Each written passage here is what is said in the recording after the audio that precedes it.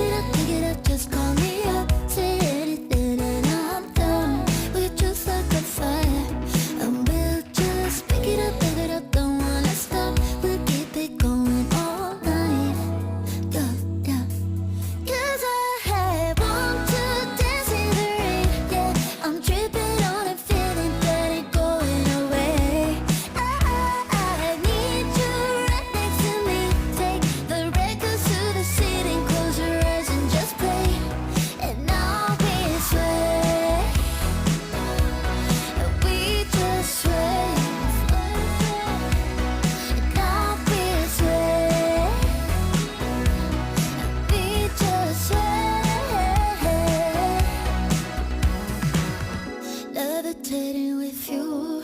Anything can happen. What you think we should do? Let's not begin. We're just flying high. We're not coming down. Come right up next to me. Step aside to side. I wanna sway. Yeah, we can dance the night away. Right.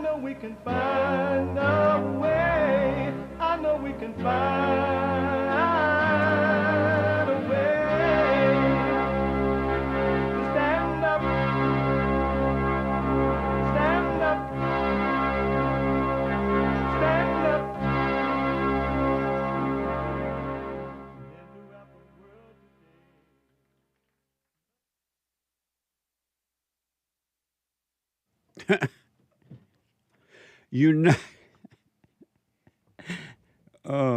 uniting the races with truth instead of dividing them with lies. We're also rebuilding the family by rebuilding the man. I am Jesse Lee Peterson. Good morning. Hi, y'all. It's Monday again. Time going by like 90 going north. 90 going north.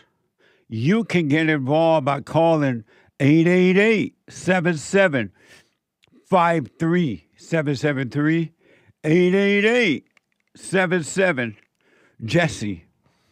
Jesse. Jesse. And my biblical question, I'm going to get to it in a minute because I do have a new one. And I don't think we've used this one before. In the meantime, we have every way that you can watch and support the show listed on jesseleepeterson.com/show. jesseleepeterson.com/show. And if you're out and about,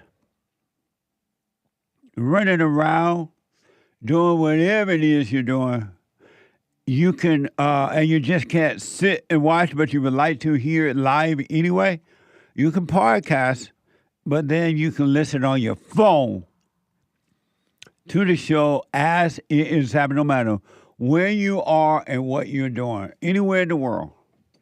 You can listen on your phone by calling the listen line on TalkStream Live at 605-615-4131.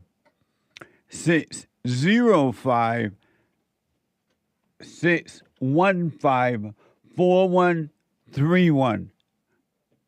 And to donate and have your comments read out loud, go to Buy Me a Coffee. buymeacoffee.com/JLP Talk or Bond JLP Cash App. Bond JLP Cash App. It's Monday. And I want to say to my producer, I forgot to tell him, I have a question for my experts. It was on my mind. And I'm like, oh man, I don't know if I asked that yesterday in the fellowship. And so I thought, well, let me ask my expert just to get feedback from it. And they're experts on things like this and other things too. So I'm gonna want my experts in when we finish this opening, Derrick. It's Monday. And not only does rainy days and Mondays build me up, Monday, and we take all calls, but Mondays, because we love the females, Mondays is and will always be Female Monday. All my life, I had to fight.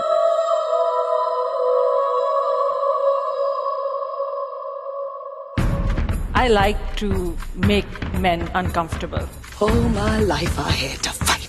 Let women take over. Some of us believe that women are getting paid less than men. I proudly say I'm a feminist. Thank you. You're welcome. Deep in their soul, they want to be Deep home in with my those babies. soul, We've been lied to for so I long. do believe we shall overcome someday. So I have a brand new biblical question. And we dealt with last week's biblical question in yesterday's fellowship.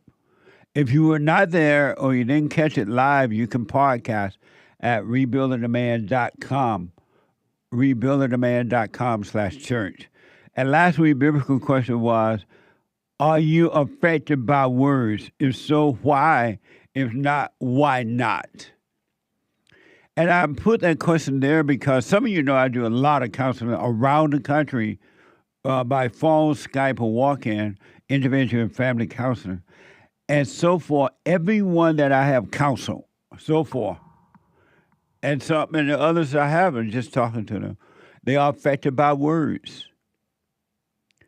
And it is abnormal. Even in the good old days when I was growing up, we were taught by examples, and we were told sticks and stones may break my bones, but words would never harm me.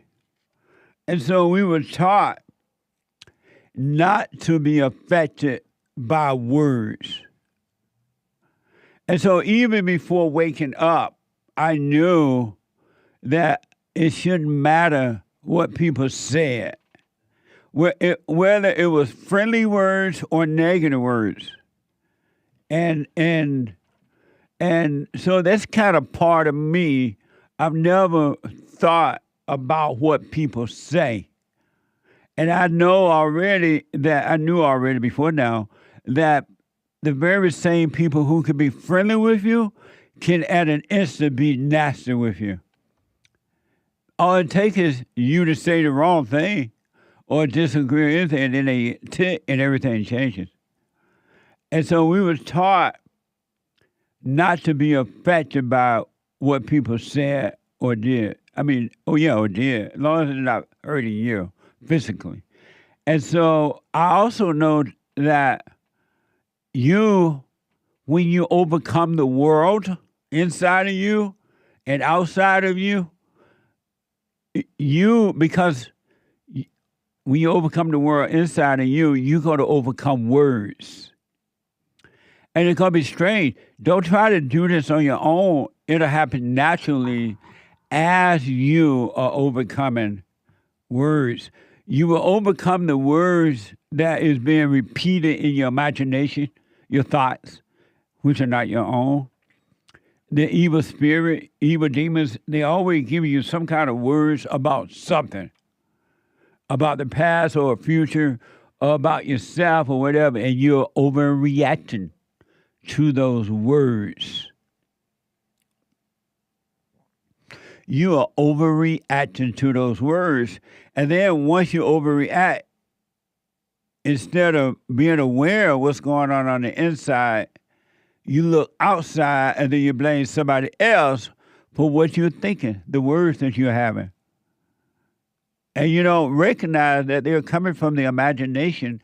They're not your words. They're not real, so that you can stop overreacting. And the moment you learn not to overreact to words in your imagination, thoughts, all thoughts are all lies all the time about anything, you will automatically stop overreacting to words from other people. You won't be bothered either way by it. You won't judge them, but you won't be hurt by it either.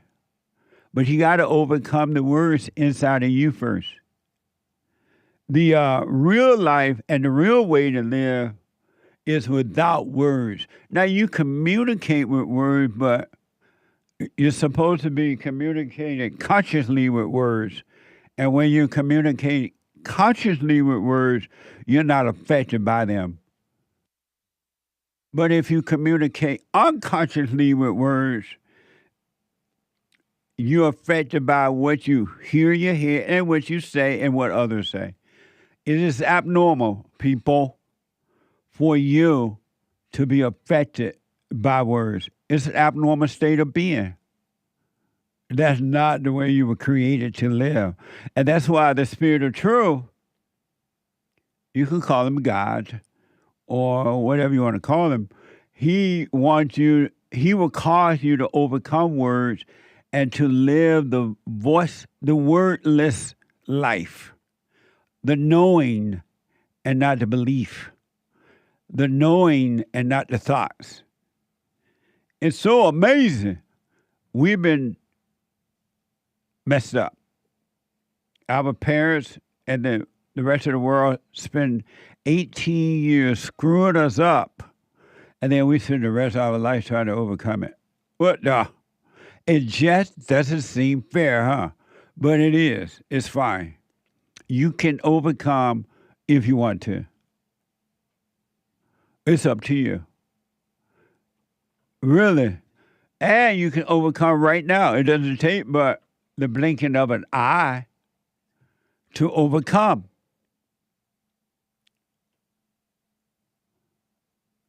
Isn't that amazing? So you should not, and yes, you are affected by words. Believe me. So don't lie to yourself about it. Don't lie to yourself about it. Just lie. At least admit, you know what? I am bothered by words. Then you'll overcome it. But if you lie and say you're not and pretend that you're not, you're suffering. And you will continue to suffer. But be honest with yourself, even if you don't want to say it out loud. At least be honest with yourself. You are bothered by words. You're affected by so-called good words and bad words. And that's why people are able to build you up and tear you down. But I promise you, you can live a life. Just imagine, on this earth, with all these nasty, evil, vicious, wicked human beings, you cannot be affected if you wanted to. You don't have to be affected. With your loved ones who try to tear you down. With your mama who build an army against you and try to tear you down when you don't do what she wants you to do. You can live a life and not be affected by words at all. It's up to you. This is your life. It's a gift given to you by God. Do what you want with it. You spend a lifetime being affected or spend a lifetime not being affected. It's up to you. You can be enslaved or you can be free.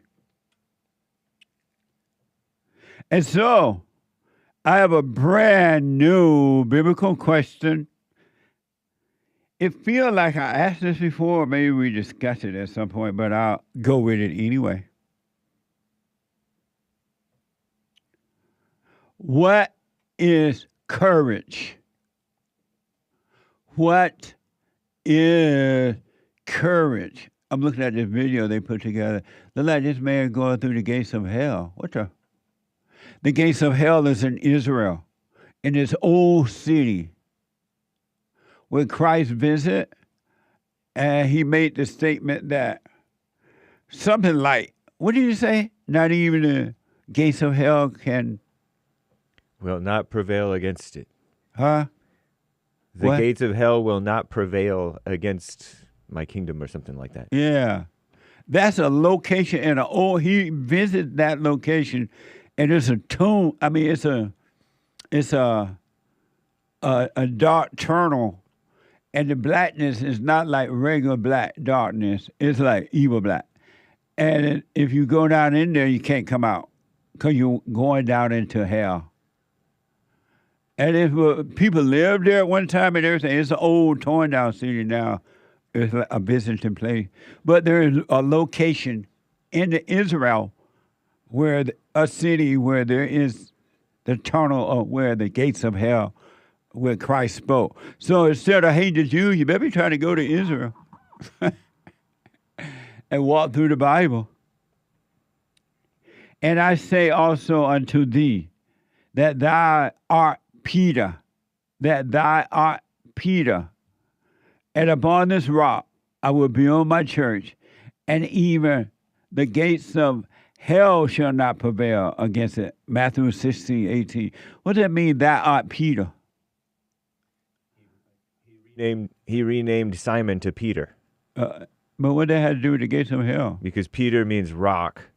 And on this rock he'll build his church, and the gates of hell won't prevail against it. That's amazing, huh? Yeah. Christ was something else. Indeed. You sleepy? Nope. Oh, yeah, I like it. I'm just relaxed. You high? No. High on life. So that's my brand new biblical question. What is courage? What is it?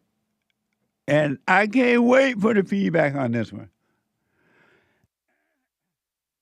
And it's for those who want to overcome your misery. For those who don't want to overcome your thrills and your hell, you stay in it. It's not for you, really. But it's for those who want to live from within and not from without. What is courage? So I have a question for my experts. I'm still waiting on the black one. How come black people are always late?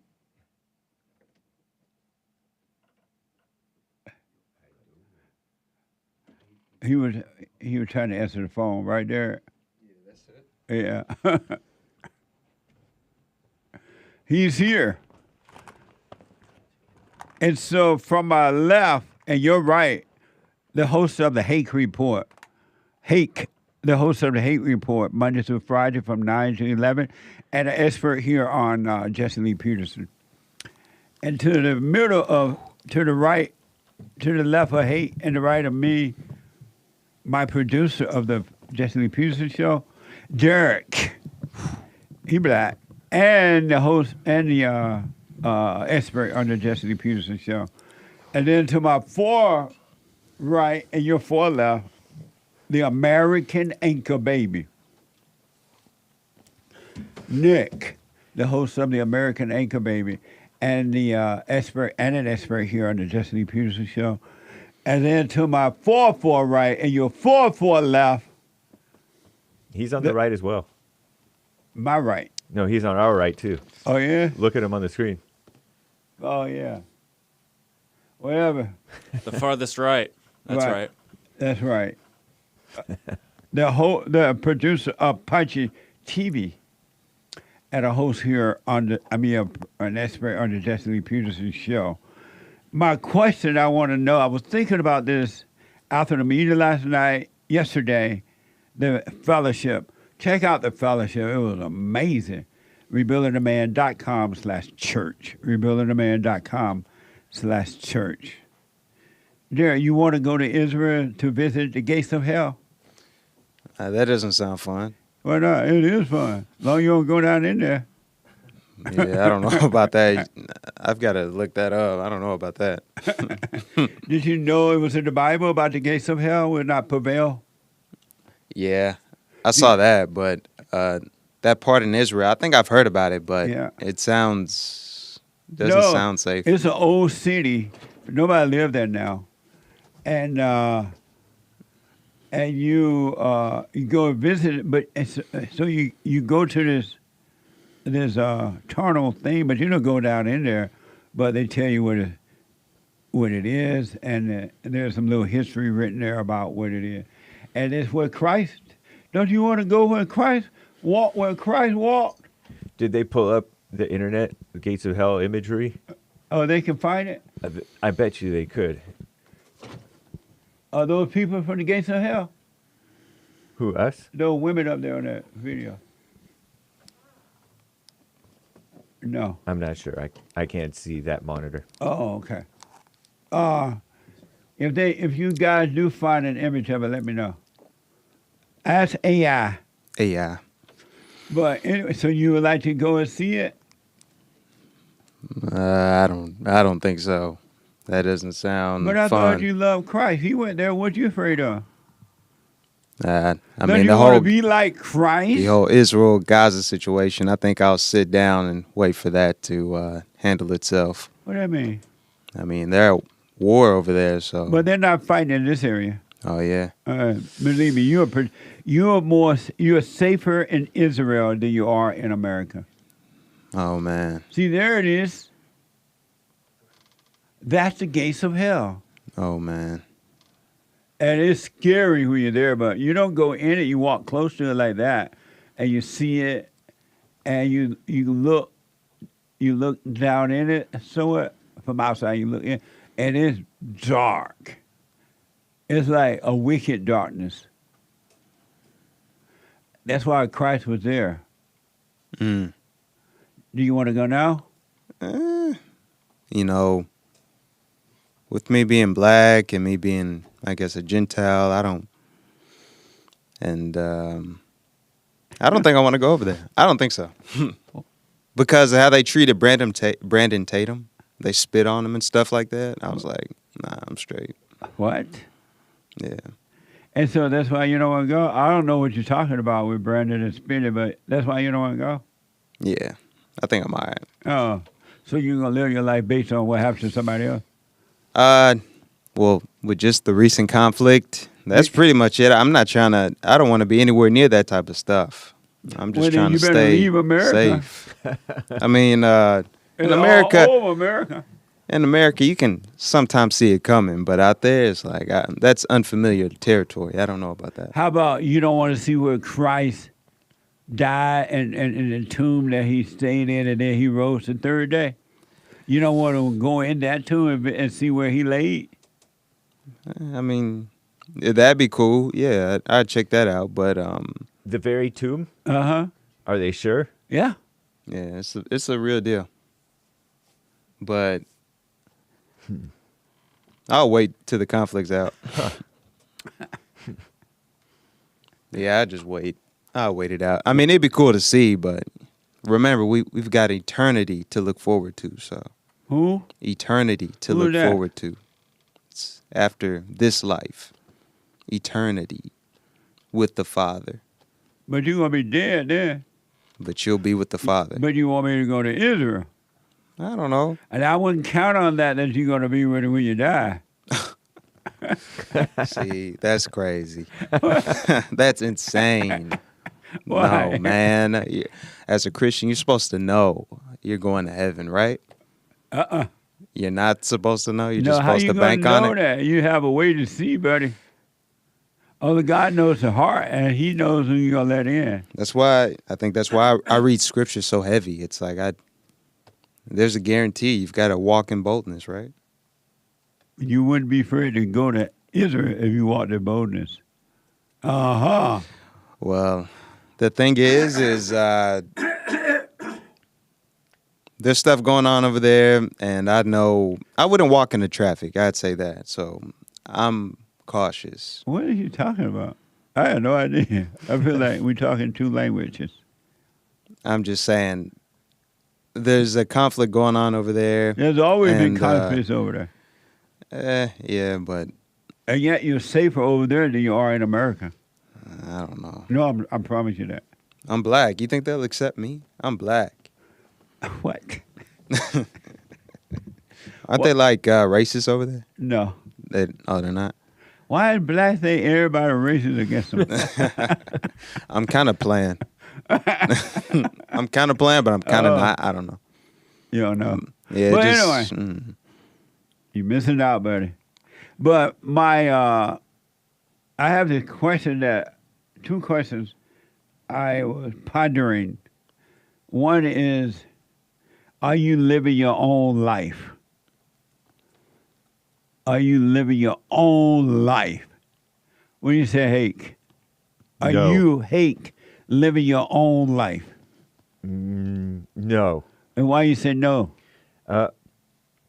Because I'm like influenced in my mind from what I'm thinking I'm supposed to be doing or what other people might think and stuff like that.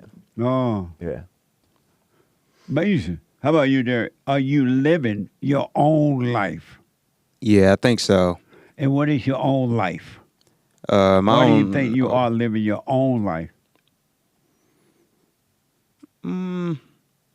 Because even when I mess up or I try to be something, I'm still living my life, and I can give a testimony about it, and I could help somebody else out. So I think it's still my life, even if I don't think it is. It's still mine. I'm in this body, thinking these, or at least these thoughts are appearing in my mind, and I'm acting on certain ones. I'm feeling these things. It's like it's my life, technically. So that's your life? Yeah. Oh, okay. And what do you say, Nick? Anchor baby? What an amazing question. I gotta say no. It's been this is the story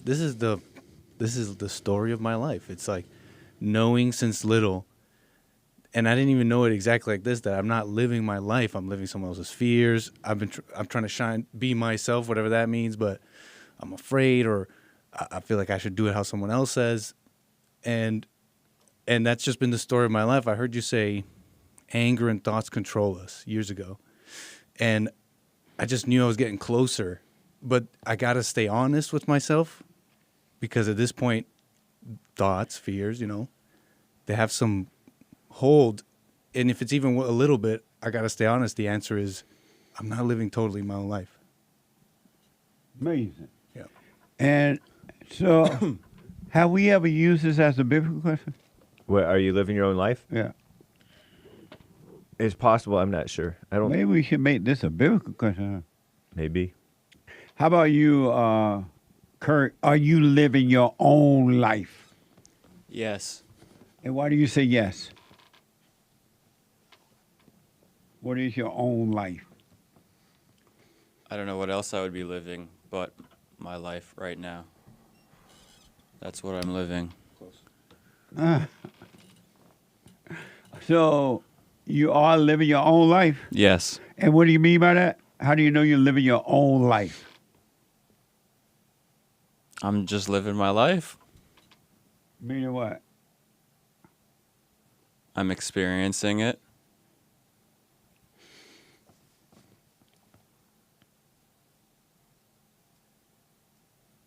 I'm not living anyone else's life.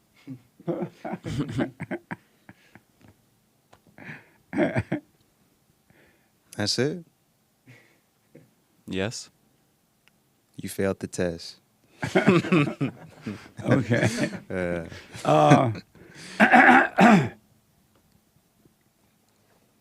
And the other thing I was wondering about yesterday, yesterday in the Sunday fellowship, somehow or another, expecting an emergency, should we prepare for an emergency? Something like that. Remember that? Yes. Oh. You remember that? How did that go? Save for an emergency. Oh, yeah. Yeah, should we save for an emergency? Part of it was, you want me to explain the context? Yeah.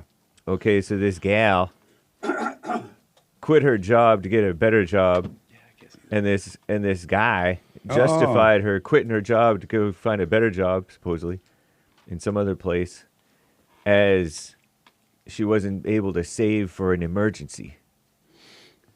And that justified upending your life with what was just enough to seek after something else. And then she ended up going back to the same job. Same type of job. Right, the same type of work, yeah. And are you expecting an emergency? Do you prepare for an emergency in your life? No, I don't really think like that. Although I do have this sense of impending doom sometimes. So I'm like, oh boy. Oh boy. So it does get in my head. Really? Yeah. How about you, Derrick? Do you prepare for an emergency? Yeah. You do? I do. I do. All right. And we got the break coming up, so I'll save it. Yeah. I'll save it. Let me take a quick break. 888-77-JESSE. Amazing. Back in a moment.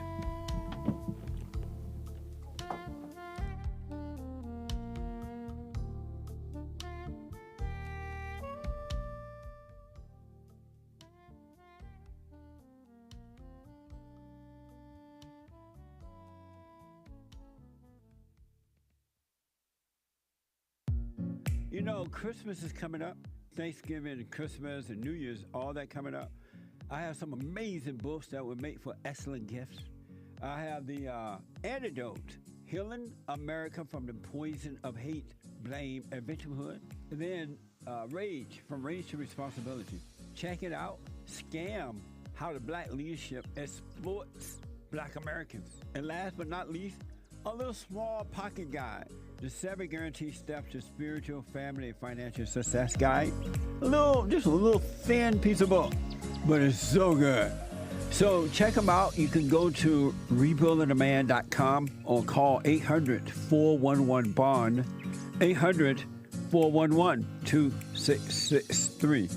And I can sign them if you order them that way. If you don't want me to sign them, no problem. You can order from Amazon.com, all right?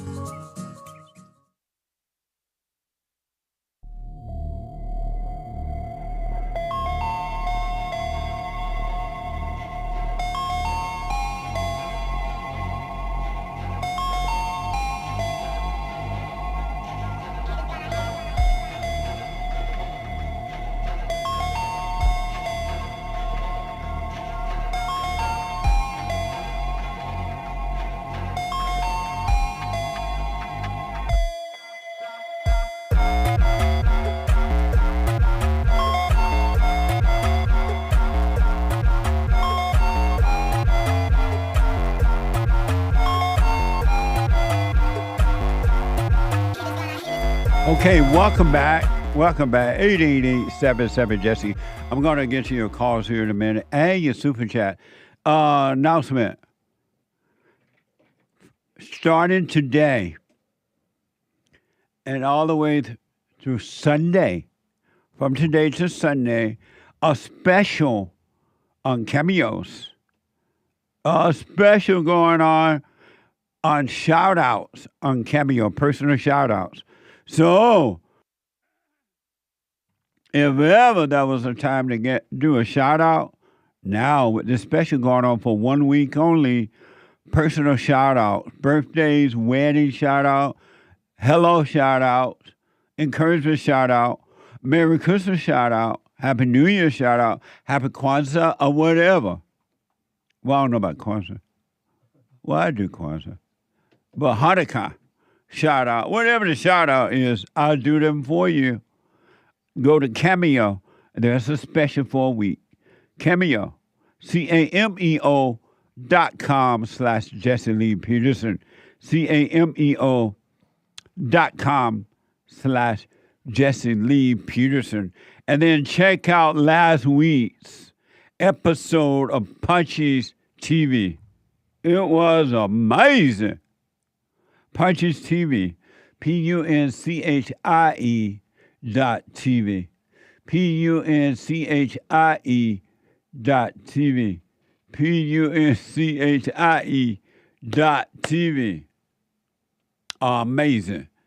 And the Hake Report is coming up at 9 a.m. The Hake Report from 9 to 11 a.m. Pacific time.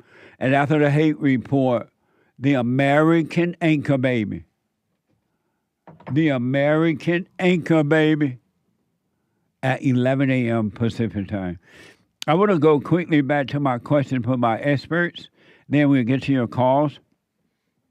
Derrick, you say you prepare for an emergency. Right. Sorry. Yeah, I do. And why? You never know when there's going to be a rainy day. And you might be bombarded with payments that you need to make. So you got to be prepared. And what kind of emergency are you expecting? Maybe a hospital bill, maybe a disaster, maybe the end of the world, you know, things like that. So you prepare for the end of the world? Yeah, the end of this world that I'm in, maybe. And so how do you prepare for the end of the world? You save up, spend less than you earn, invest, and so things like that. So when the end of the world should happen, if it should happen, what you gonna do with the money? What am I gonna do with the money? Yeah. I'm gonna leverage it. If they don't accept money, I'll try to accumulate whatever else they've got. But how will you do that if there's no world? There's gonna be a world. There's gonna be a dark underworld where, you know, there's gonna be some dark economy, some black. So then it won't be the end of the world.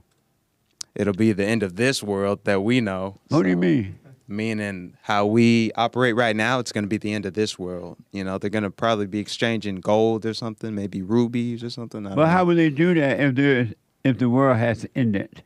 Well, this world will end and a new world will come about, a type of new world order, if that makes sense. So, and we're just thinking, you know, hypothetically. Who? So we are.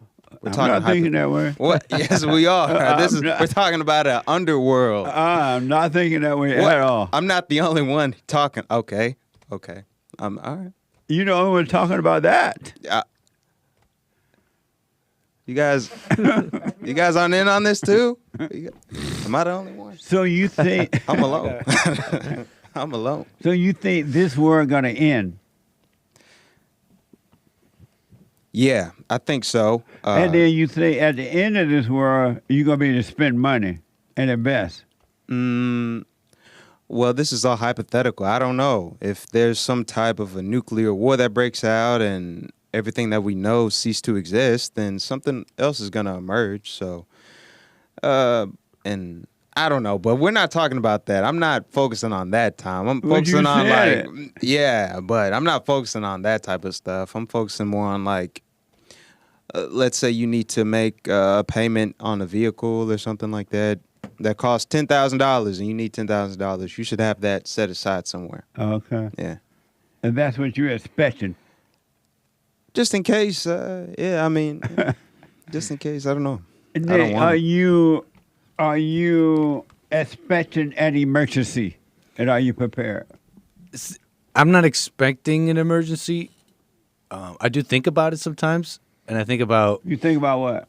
About emergencies happening and, oh, the world's so crazy, anything can happen, war's going to break. I don't know.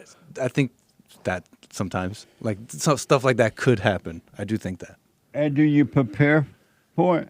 I lightly prepare for things. I do. And although I don't believe the world's going to end like Derrick was saying necessarily, like knowing it, I do think some of the things he says, like I'm trying to like build up like wealth or whatever, hold on to what I have, make sure I have enough for a rainy day, 3 months of rent in advance type deal. I've been meaning to get a bug out bag going. What? A bug out bag. A bag that you have ready to go should anything happen. And you just grab that bag and go. You're ready to go. And are you expecting something to happen? I don't know what would happen. And I need a bug out bike. But yeah, I got the fitness working. You said, I'm sorry, what's I got the the bug out self-protection bag? working. What's Bug a out bag. What's It's a that? bag you put together before that you plan ahead of in case anything happens so that you need to bug out if in Anything a like moment's what? notice. Like if we need to evacuate Los Angeles. Important documents, money, maybe. You have a bag that A has weapon. clothes and food and I disavow. That's true. That's true. I've seen the Flashlight. movies. Yeah, he's smart. I don't know. I think video games taught me this or something, but The I what? think about it sometimes. What taught you that? Maybe video games, maybe the internet. And are you expecting, and do you prepare for emergency, Derrick? Kurt. I'm not. Kurt. I hear about it from a lot of people. You about what? Oh, the end times, stuff like that. But I don't prepare for it, and only God knows when and if that will happen. So you don't prepare for an emergency? No. And why not? Just give it up to God. What? I just give it up to God. Give what up to God? I mean, what's the need in worrying about that and preparing for that? That's just putting stress on yourself. Amazing. And James, you say you prepare and expect an emergency too? No, I just have a sense of like dread, but I do like to have different bags and stuff in my car, always ready to like. He's prepared. Stay the night, a few nights out in the mountains or wherever. In the mountains again, so the police can come and find you. Not again. Again. But it's not about. It's more just being prepared in general for. Hey, I want to take a jog here, or hey, I want to. I need to dress warm. I'm in the mountains. It's cold. Stuff like that. I like to have shoes and. But are clothes. you prepare and expecting an emergency just in case an emergency comes? I mean, yeah, I sort of do. I used to keep a gas can in my. I remember that. He used to keep a gas can. I was like, man, you're going to get killed. Somebody hit your car in the back. It's over. I don't think it works like that. I've never I think done it's that fine. ever. in I think it's life. kind of normal actually, because people have that in their trucks. People carry a gas can in their trucks. Special gas cans that you strap to the outside of the truck, I think. Outside, inside. I guess so. I'd pass out all the fumes in the air. I don't know. It doesn't let fumes out. It's in the. It was in the trunk. It was totally fine, but they talked me out of it. They made fun of me. I'm like, now I have more room. Yeah, that's insane. I never used it because I always refill my tank at half to a quarter. FEMA says to do that. You always do what? Refill your gas tank at a half to a quarter full. And who told you to do that? My brother and FEMA. Who is FEMA? Federal Emergency Management something. Oh. The government. Those people that Trump getting rid of. Yeah. Oh, well, I don't know if he get rid of. Oh, he said they're no good because they didn't help the white people. Yeah. So in closing, yeah, I get to some calls. You are not living your own life, Correct. and you do prepare for emergency. I like to have water and yeah, yes. And when do you get the idea that emergency will happen? My imagination. Has there ever been an emergency in your life? No, I end up just accumulating a bunch of water bottles everywhere and crap. Cluttered up car. I can barely function in my car. And Derrick, you are living your own life? Yes. And you do prepare for an emergency. Yes, I do. And when you get the idea an emergency might happen? Well, I had one just the other week. Have you ever had an emergency in your life? Yeah. You've had an emergency in your life? Yeah. Okay. I mean, I've had a real emergency. I was playing football and I fractured my femur, so that's a real emergency. How was that an emergency? Oh, you went and took care of it, right? Yeah. You didn't have to prepare for that. You just went and took care of that, right? But I mean, I had some money left over just in case. But you For went and took bills and care of things. that in the moment, right? Yeah, I went to the hospital. What? I went to the hospital. I couldn't help it. Is that the big bone? The thigh Yeah, one? yeah. And then you are living your own life yourself or not? Nah. I'm sorry? I gotta be honest. And you prepare for emergency, right?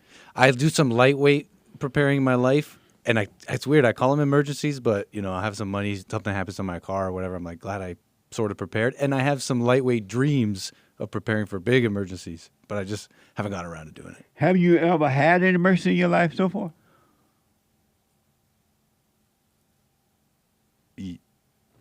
I call them emergencies, yeah. Like my car breaking down or having to go get my puffer for asthma when the fire started out. And so you just went in the moment and took care of that. Yeah, that's not an emergency, not the puffer. The asthma puffer's not an emergency. But I do call some things emergencies. Okay. And Kurt, you are in control of your own life. No. Oh, you're not in control of your own life. And do you prepare for emergency? You mean living his own life? Are you expecting a prepared emergency for emergency? No. You don't. Oh, okay. But you're not living your own life. I am. Oh, you are living your own life, and you don't prepare for emergency. Yes. Okay. Amazing. Interesting. Nick. Yeah. I didn't ask you, where did you get the idea that an emergency will happen? You said movies, the video maybe? game. Yeah. And the news. For me, it was. Well, I don't know. We always had, as kids, an earthquake supply. Oh, yeah. I had hurricanes growing up, too. In our trailer, and in the you brought your earthquake snacks to school and kept it in there. And then at the end of the year, the apple juice was all like fermented. You said earthquake snacks? Yeah. Wait, what are you talking about? You bring a gallon Ziploc bag with your earthquake apple juice, earthquake granola bar. To school. Yeah, to school, and leave it there so that if there is an earthquake, you have your every kid has his bag that he brought from home. And so were there an emergency or? All year there was. That's amazing. There may have been an earthquake, but we didn't access the emergency food.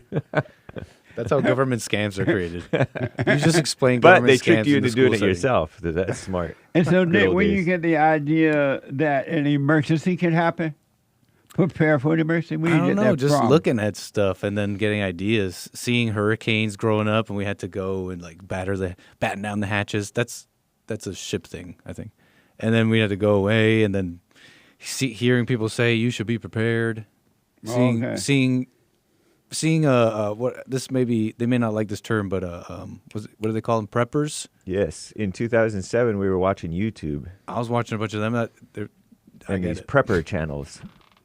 Oh. We talk about cool knives and flashlights and things.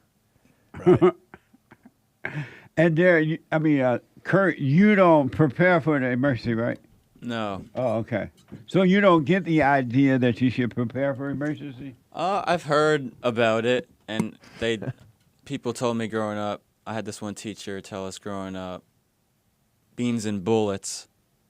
You got to have beans and bullets always stored in case Oh my of gosh. you Based. run out of food or That's a real American white man. And so I respected that growing up. And did you stock up on beans and bullets? I didn't.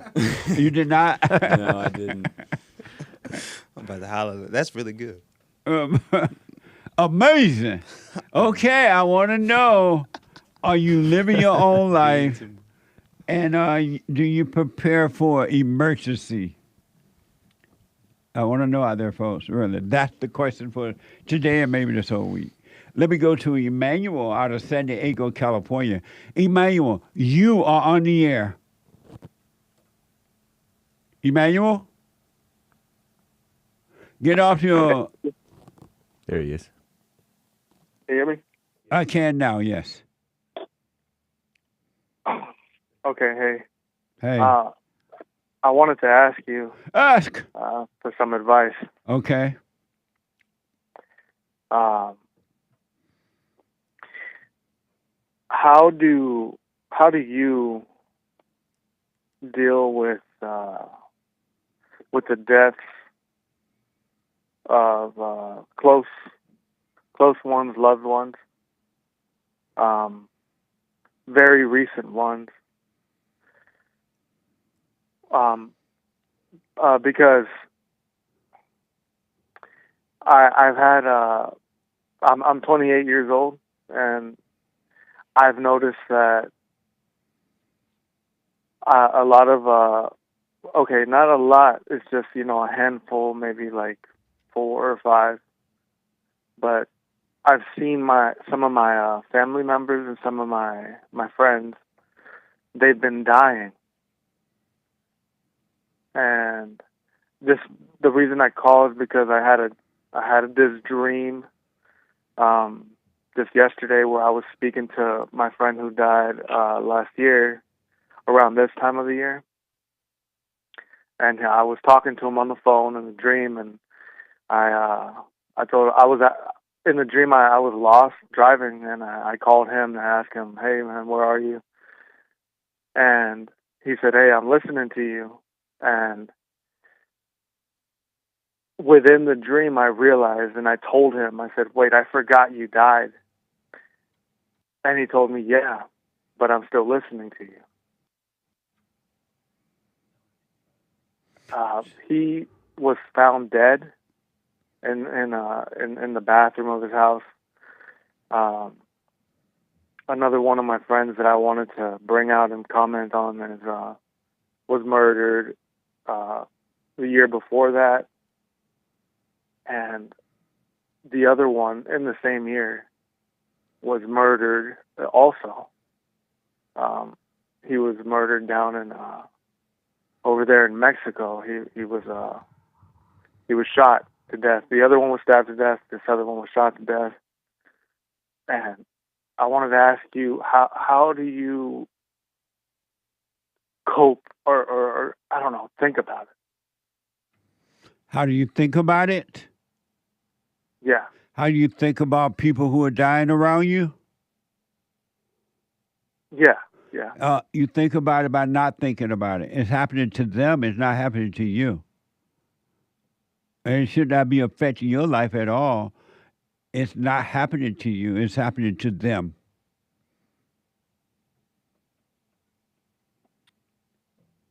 Okay. That's true. I know that's true. And so knowing that it happened to them and not to you, why would you be affected by it?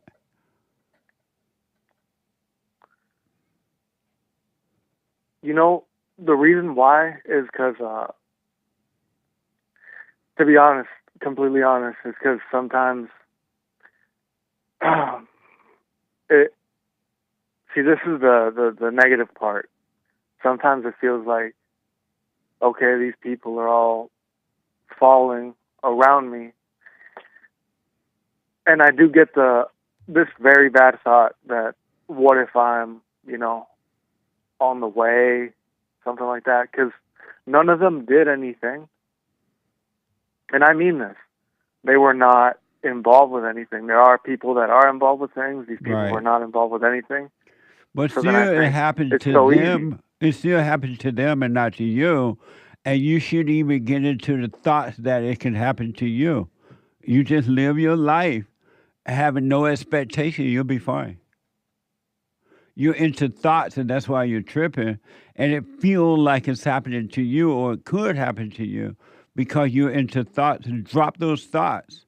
It's a setup. And again, may their souls rest in peace, but it didn't affect you because it didn't happen to you. It only affect you in the mind, and you think that you're being affected by it, and you're not. It's just a thought. You are not being affected at all. Your life is going to go on. It's just a thought. Come out of the thoughts about it and stop identifying with it. Okay. Can I ask you one more thing? Does that make does that make sense?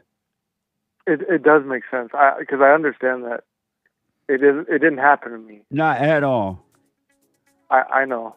I do understand it. And by you feeling anything about it, it's just an illusion as well. It's a false feeling. It's just a thrill.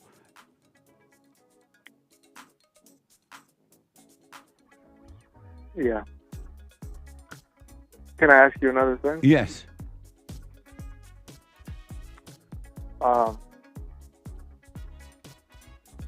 So I grew up with a father who was a criminal.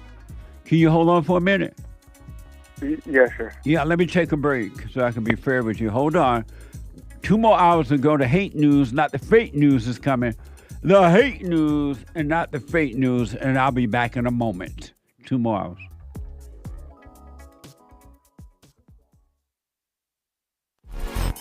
So, here's what I recommend. I invite you to download my silent prayer. I know some people have called in and they wonder if the silent prayer is working. And I just want to take a second and to tell them that it works. You just have to stick with it. Yeah. That's the first thing I started doing before I even forgave my parents. And I was so depressed and suicidal at some times that I just would have to stop in the middle of my job or whatever I was doing and go into the silent prayer. And it really does help. Like, I don't have those anymore. Amazing. You haven't seen anything yet. Doubt every thought. Bring every thought into captivity. Just let them all pass. Don't judge them. You haven't seen anything. It gets better and better and better and easier, easier, easier. So my gift to you, no charge, at rebuildingtheman.com/church.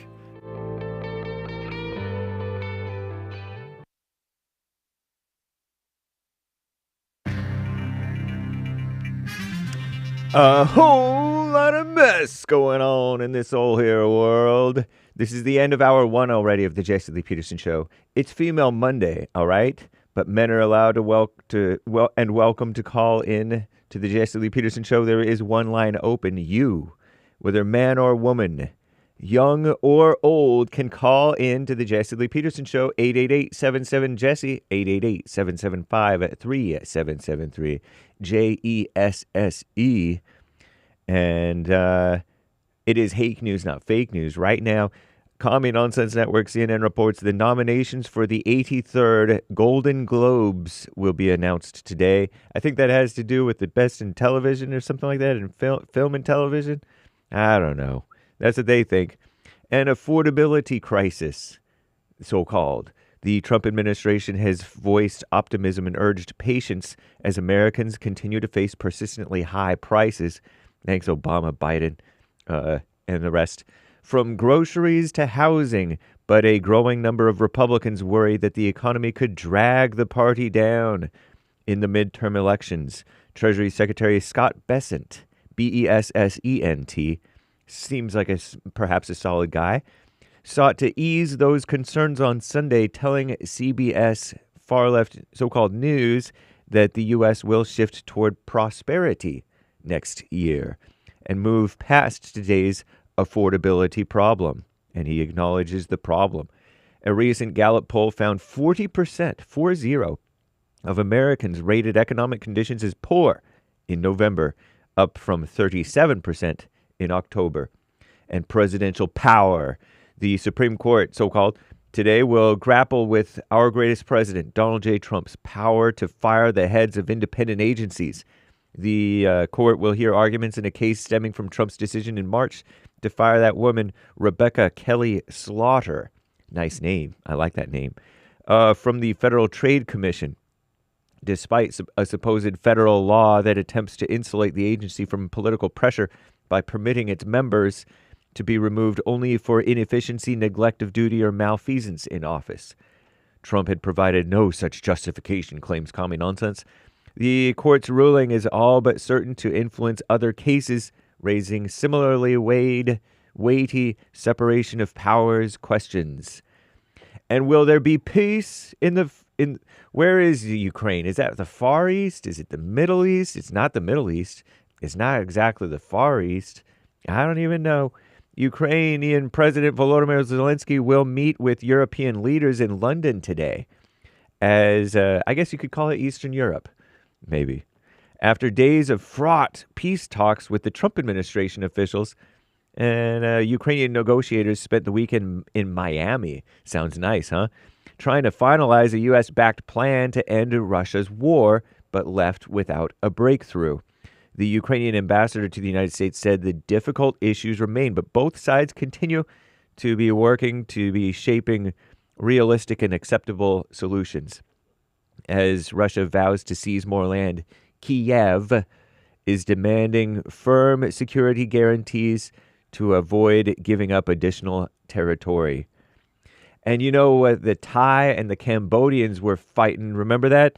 The border situation? Thailand launched airstrikes against Cambodia today. Wow, marking the potential collapse of a peace plan brokered by our greatest president, Donald J. Trump, just a couple of months ago.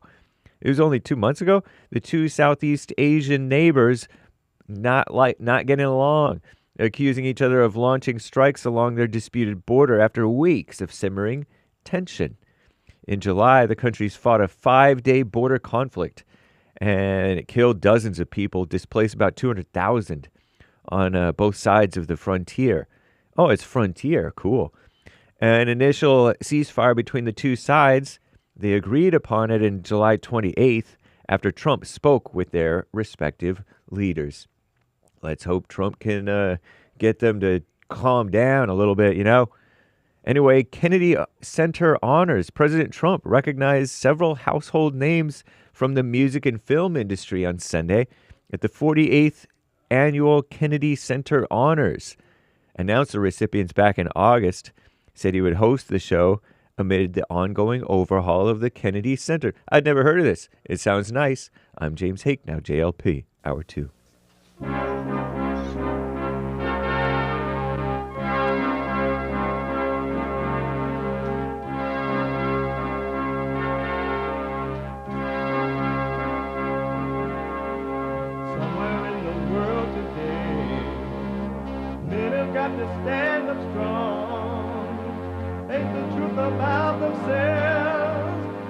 Understand what went wrong. I know we can find a way. I know we can find a way. I know we can find a way to stand up, stand up, stand up.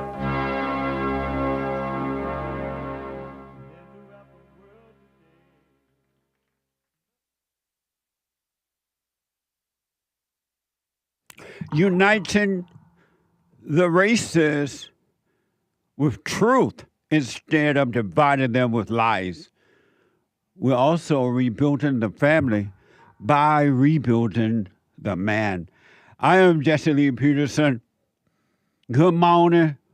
You can get involved by calling 888-7753-773, 888-77-JESSE. And my biblical question, brand new biblical question for those who are sick of their thrills, up and down thrills. and want to be free. What is courage? You hear about courage a lot. What is courage? What is it? I want to know. What is courage? We have every way that you can watch and support the show listed on JesseLeePeterson.com/show. JesseLeePeterson.com/show. And if you're running around anywhere in the world, we are on Monday through Friday from 6 a.m. to 9 a.m. Pacific time. And we are heard around the world. And for the flat earth, up and down the world by everybody and their mama. And if you're black, everybody and their mama. So, different time zone and people got things to do. You can podcast, but you can still listen as it is happening on your phone, no matter where you are and what you're doing, by calling the listen line on TalkStream Live at 605-615-4131. 605-615-4131. And to donate and have your comments read out loud, go to buymeacoffee.com/JLP Talk. Buymeacoffee.com/JLP Talk or Bond JLP Cash App.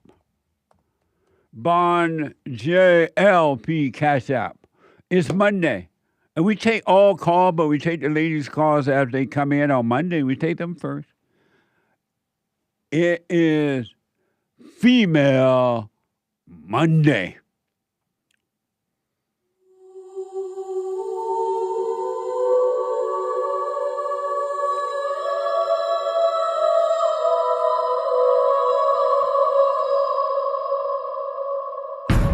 I like to make men uncomfortable. All my life I had to fight. Let women take over. Some of us believe that women are getting paid less than men. I proudly say I'm a feminist. Thank you. Deep in their soul, they want to be home with those babies. We've been lied to for so long. Amazing. I want to go back to EMMANUEL out of San Diego and dealing with the fact that a couple of friends expired, and he had a question about his father. EMMANUEL, thanks for holding. Go ahead. Hey, Jesse. Okay. Yeah, my question was, I grew up with a criminal father who was in and out of jail, and my question about that is, how do you because look, I see him and I deal with him to this day because he's out and about, but I can never shake the knowing and the disagreement and the feelings I have towards a father that knowingly, repeatedly was a criminal. But when he talks to me, he talks like, "Hey, let's be friends" and all that. But I can never overcome that. It's been, like I said, I'm 28. The first time he ever went to jail on my family was when I was 15, and I have not let it go. I don't bring it up, but I haven't let it go. And your question is what? How would you suggest that, someone in my situation deal with something like that? What gives you the right to judge him?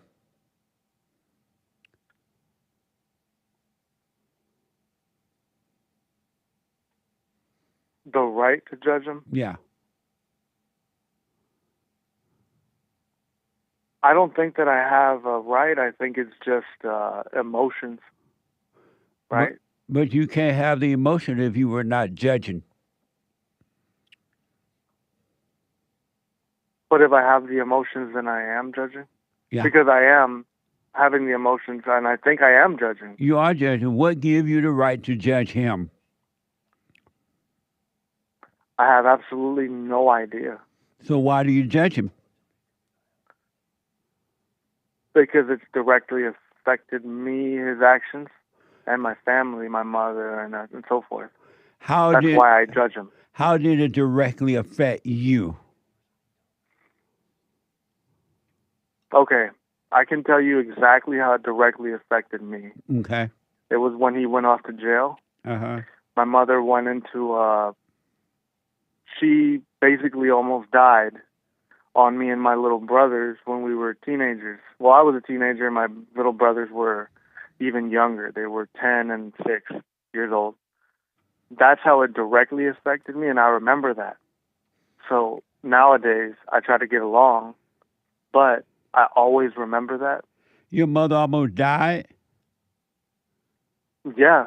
But your mother almost died. You didn't almost die. I asked, how did it affect you? That's your mother. How did it directly affect you? I can tell you for sure how it directly affected me when I was in a weak, minor, like literally as a teenager state of mind. It directly affected me in the way that I left the home because of those things.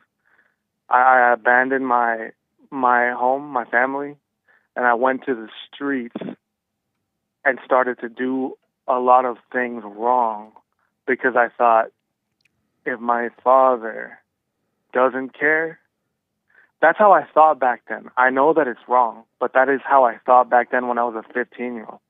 If my father doesn't care, I don't care, and I went wild with it. And I started hurting people back too, including him. But that was something you did. I'm trying to figure out, how did what your father do directly affect you? You decided, because you listened to Eva at the time, to go and do what you did. But how did what your father did in his own life directly affect you? The trust. Because it sounds like you left home because your mother got sick or something, almost died, right? Correct. But and that it was did the not. trust. That had nothing to do with your father directly affecting you. Your mother died. Got sick or almost died, and you left home. But he didn't do anything to you. It was the when you ask how it directly affected me, it was the trust in my own father. And meaning what? Well, here's how I put it to the very few friends that I've opened up to about it. Right. And I said to them, it sucks when a friend goes away or a brother or a cousin or whatever. But they say that your father, your parents are the ones that won't let you down. It affected me that way. But all parents let down their children. There's not one that doesn't. And you're right in that children expect their parents to be perfect. But when you become an adult, you realize why they weren't perfect, because you realize why you're not perfect. And at that point, you stop judging them so that you can have a perfect life.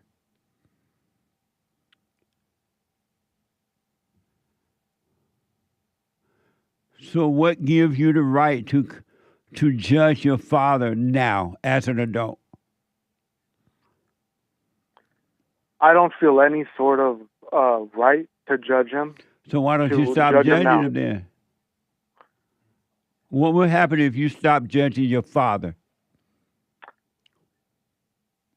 I did stop judging him a long time ago. I pretended that nothing ever happened for a while now, for years. But pretending nothing happened is not judging him. Sorry? You were pretending you were not judging him, but you were. Because once you truly stop judging, you can never go back to judging again. You were pretending.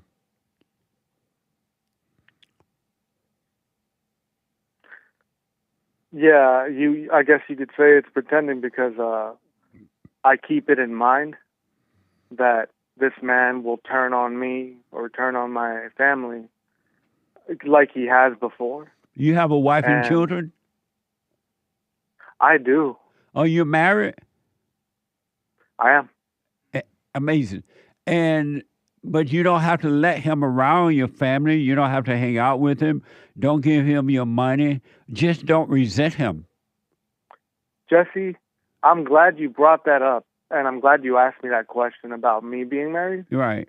Because you know what? All right. My mom, and I know I'm an avid listener, and I watch your show, and I know how things can be really wrong with marriage and women and things like that. I completely agree. It's working out for me right now. Who knows what happens, later on, but my mom, she's really good. She's really good, and she participates in my life along with me and my family with my wife, and I'm not comfortable letting my father in. And what's good about your mother?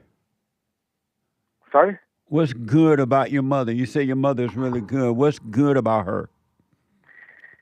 Well, she has taken care of not only me, but my two other brothers, one of them being a disabled and autistic. And I think she has dedicated maybe more of her life to my youngest brother who has autism than anyone else's. And I know this. And that's what I think is good about my mother. I know it's not always the case, but I think that that's a really good thing. And she's accepted my father with all his flaws. But what's good about her?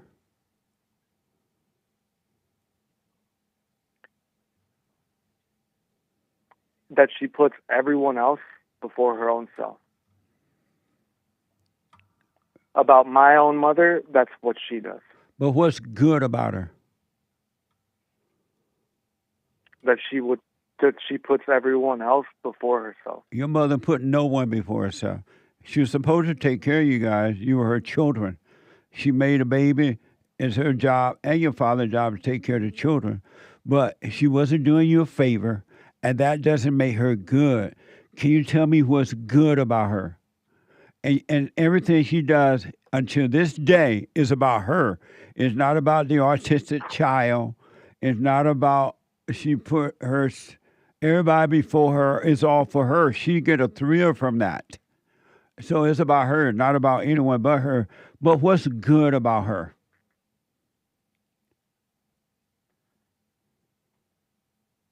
I'm listening. I'm trying to think of another way to put it there, because I really think that what I said recently was that she really does ask for nothing and put even me to this day on a pedestal, and my brothers. But that's for herself, so you guys can glorify her. The moment you disagree with her and tell her no, it's going to be a different story. But what's good about her? It's all about her. Everything you just said about her is about her. It's about no one else. But what's good about her? You said she's really good. What's good about her? Well, and why would if your mother were good, why would she put you on a pedestal and your brother? Good people don't do that.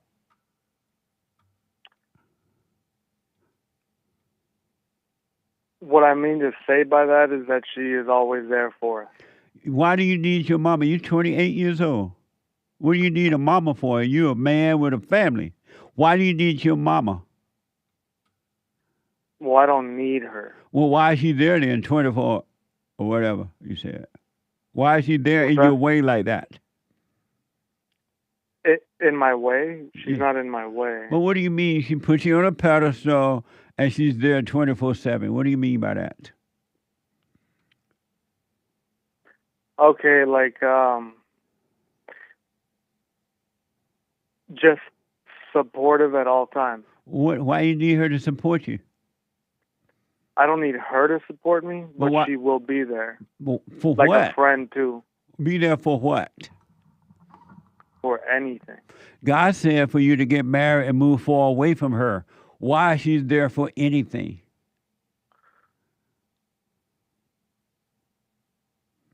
Am I supposed to never speak to my mother again after I'm married, or what? Why does she have you on a pedestal and she's there for anything? Why? Okay, I can tell you because I think that it's because she loves me. If and she loves love my you, family. your mother don't love you at all. If she loved you, you're 27, you say? 28. You're 28. You don't need her. She wouldn't be in your way if she loved you. Well, she's not in my way, though. But It was why my is she father. there then?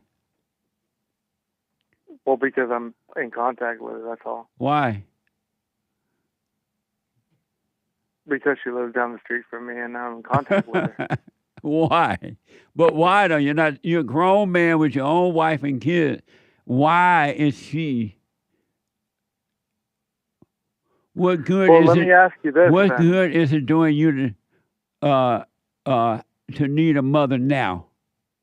No. I don't need, but it's there. Why does she have you on a pedestal? You like for your mama to put you on a pedestal? Oh no, that's not at all how it is. But you said she put you and your brother on a pedestal. No, me and my brothers, as in her children, her family. You're not Yeah. her children. You're an adult man. You're not your mother's Okay, child. her family then, her. You're Well, not should I even call her it an family. offspring? You have your own family. Right.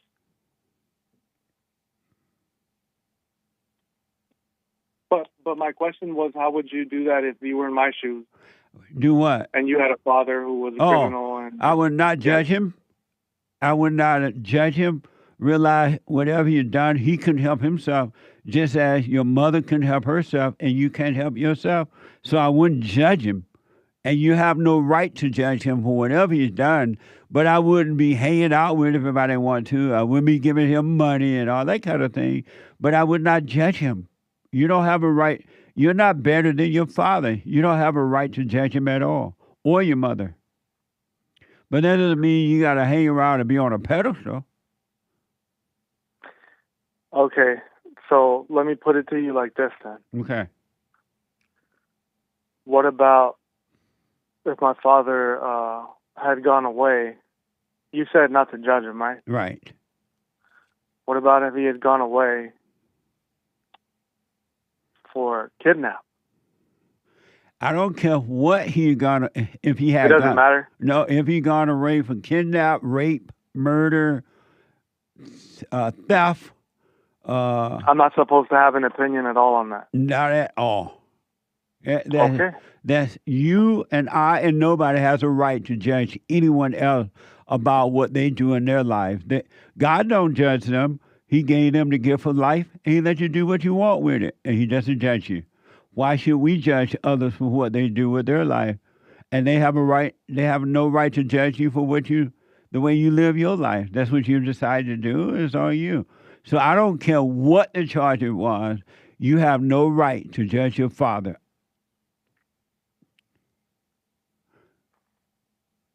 Okay. It doesn't mean you're accepting it, and it doesn't mean you're thinking it right. But you don't have a right to judge it because if you're working on yourself, you will understand that just as you can help yourself, something else is driving you. You will understand that your father cannot help himself, and your mother cannot help herself. So, or your wife or anyone. So you would not judge. And it's not like you're agreeing, but you just won't judge because you will have understanding that he couldn't help himself. Your father came from screwed up parents just like you came from screwed up parents. He absolutely did. Yeah, that's right. Yeah. And so he can help himself. He has anger just as you had anger or have it until you start working on yourself. He couldn't help himself. His folks screwed him up just like they screwed up you. And your So mother would you is. hang around or would you separate? I'm sorry? So would you hang around or would you separate Well, from that I would have to situation? be in that particular situation, but if it's not good that I should hang around him, I would not, but I would not judge him. Okay. He hasn't had a chance either. His father and his mother were screwed up as well. You want to know the crazy thing is that he had no father. That's Yeah. the problem. And his mother He had no screwed him up. father. And so his mother screwed him up. Just like your mother screwed you up. Your mother got you thinking she's good and she's not at all. It's all an act. Well, I would That's say why. that That's why she put you on a pedestal so she can control you. Because you think she's wonderful, you think she's good, you think she loves you, and so she put you on a pedestal so you can think that about her, and she has control over you. it does make sense what you're saying. But just like my mother could be doing that, I think my father does the same thing. Of course. So then it's not like my mother is bad and no, your my mother father is isn't. evil, It's that so they're both. your mother and father are evil.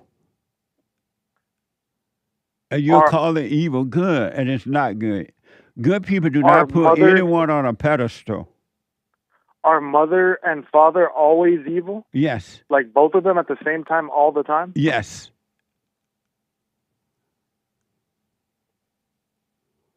So then, who to look up to or look back to? Nobody. Look to the spirit of truth, and the spirit of truth will guide your life.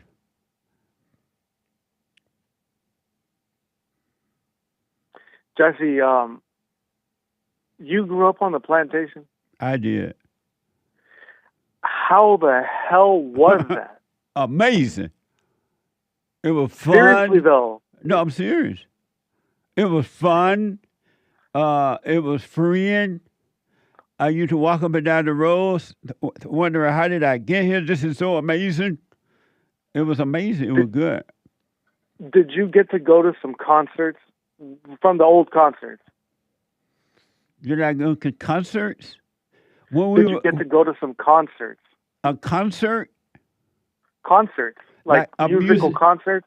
Well, when I was growing up in Alabama, I didn't, unless we had them at the school or something, right? But other than that, they were not having concerts around me. But when I went to Indiana, I went to some. Like, who did you see? Did you see Johnny Cash, Elvis Presley, The Doors? What did you ever see any of those? Hi, my name is Johnny Cash. When I got older, I saw people like James Brown and people like that. I went into all that, but when I went to Indiana, I saw the Jackson 5 and all those kind of people. But because of time, let me tell you this. Let me ask you this first. Does your wife obey you? Yes. She does? Absolutely. Okay. 100%. Here's what I recommend. Do what you want, of course. Forgive your mother and your father. Your mother is putting on a showcase personality so she can have control over you. She should not be putting you on a pedestal. That is because she wants you to think that she's good. And as long as you're thinking that, she has control over you. You're never going to correct her or anything. And your father, he could not help himself. He had bad parents as well. His mother screwed him up. He's yearning for his father, and he couldn't help himself. Now, it's up to you. If you don't want to hang around with him, you have a right not to. But just don't judge him. Okay. And don't give him your money or anything. If you do judge him, you're going to suffer, and your kids will suffer. Okay. And it doesn't matter what his crime was, you don't have a right to judge him. I hear you. That makes sense? It does make sense. And forgive your mother for putting on an act. She is not good. I hear you. What the? So that you can amazing. be, and I'm telling you that so you can be free, and then you will pass love down to your family, your wife, and your children. And but you got to forgive both parents. Your mother's not good, man.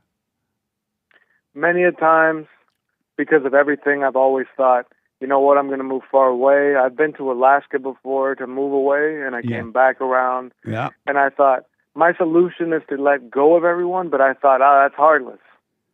No, your solution is to let go of everyone and let everyone go to hell.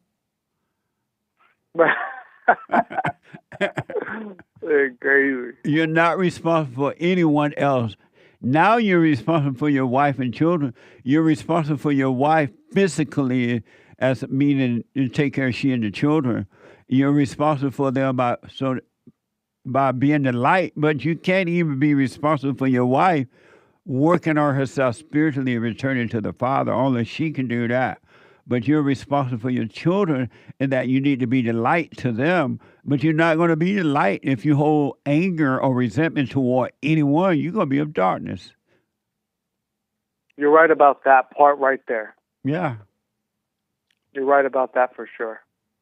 Why hang on to that? It had nothing to do with you. Your father could help himself. If he could have been there for you, he would have. You're right. Thank you, Jesse.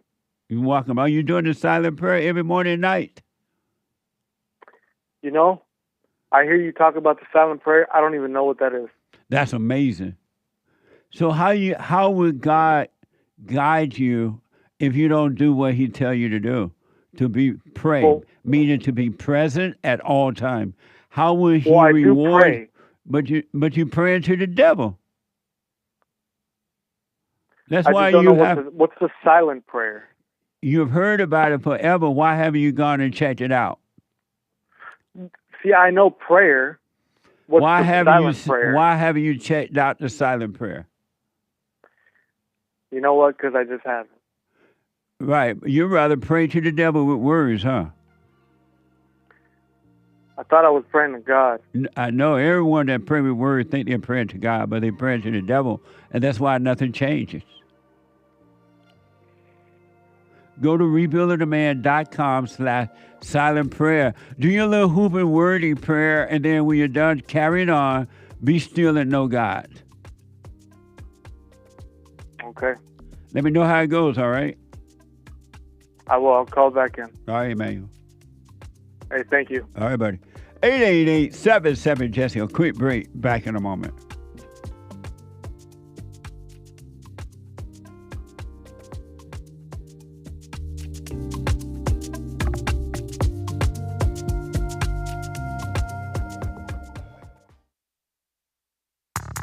I recommend you get a copy of my book, From Rage to Responsibility.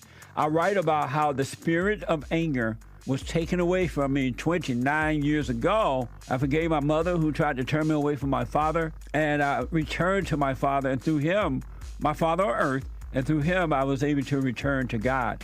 No man or woman can return to God unless you go through the Son. And men are sons of God. They may be weak, pathetic examples of it, but it's the spiritual order of life. God in Christ, Christ in man, man over woman, and woman over children. So get From Rage to Responsibility. I write about that. Go to my website, rebuildingtheman.com for an autographed copy, or call 800-411-BOND. And donate to my nonprofit, Bond, the Brotherhood Organization of a New Destiny. We are rebuilding the family by rebuilding the man.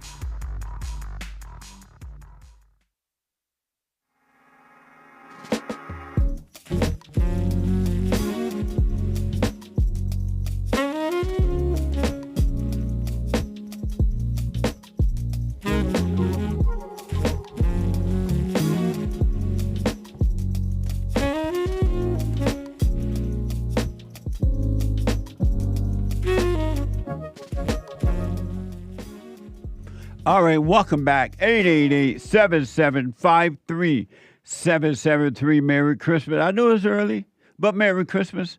and get your merch orders in so that we can get them back to you in time for Christmas. All right, don't wait until the last minute, because right now, everybody and their mama, and if you're white, everybody and their mama orders things, so we're getting them out as quickly as possible. Go to Rebuilding the Man. We have books and Paichi's coffee, my coffee. I have my own coffee. Paichi's coffee, books and T-shirts and mugs and all kinds of things there. Amazing, huh? So go to rebuildingtheman.com/stores, rebuildingtheman.com/stores, or JesseLeePeterson.shop. JesseLeePeterson.shop. And I shouldn't have to remind you, but some people say, Jesse, you need to mention it. Oh, don't forget to like this video. Hit like right now. Hit like. And then make a donation. Support us. It's tax deductible. Support us. Bond, at least. rebuildingtheman.com/donate. rebuildingtheman.com/donate.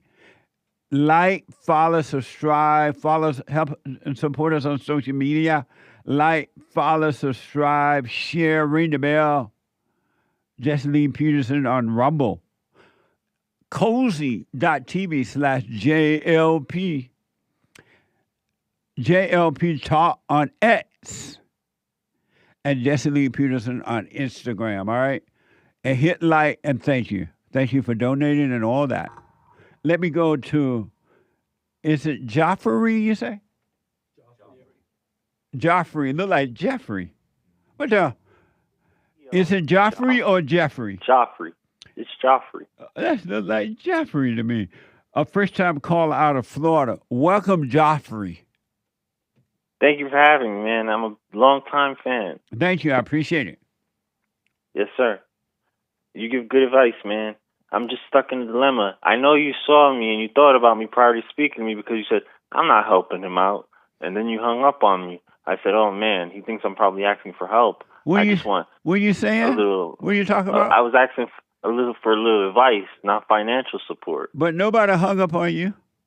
No, but we got cut off. I heard you say, I'm not helping him out. Oh. And then you hung up. Well, I wasn't disconnected. I wasn't referring to you. Oh, I thought you were referring to me. See, all thoughts are all lies all the time about anything. That's what happens when you presume. Yeah, that's right. When you assume, it's not good. When you assume. Yeah. Yes. But go ahead. Yeah, so I'm in love, man. You what? And, I'm in love with this girl. Uh-huh. So, we meet up every now and then, and, I help her out. I normally help her out whenever she asks me. You help her out in what way?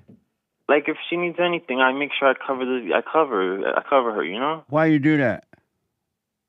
Because it makes me feel good inside to know that I could help, But she sees you as weak when you do that. I think so, because today she tells me she wants me to, so I'm laying down, and she's asking me she tells me, she starts pulling on my pants, and I wake up and my wallet's gone. Now I'm stuck with no wallet, no ID, no money. She took my money and everything. Normally, and I know you think about it, you said, oh, man, you should have been prepared.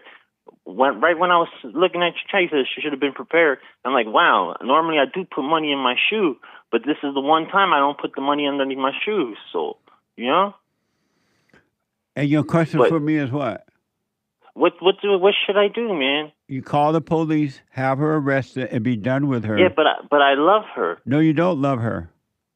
Why don't I love her? Because I don't want to call the cops on her. That means I must love her. If you love her, you would not have been giving her your money. You would not have been let her stay overnight at your place. You would not have set yourself up to be used like this. You don't love her. Do you think maybe I loved her the way she's dominant. She takes control of the way seeing people look at us when we're together. She's really vivacious. It's all ego, man. You need to stop it and work on yourself. Have you forgiven your mother? I forgive my mom. You told her?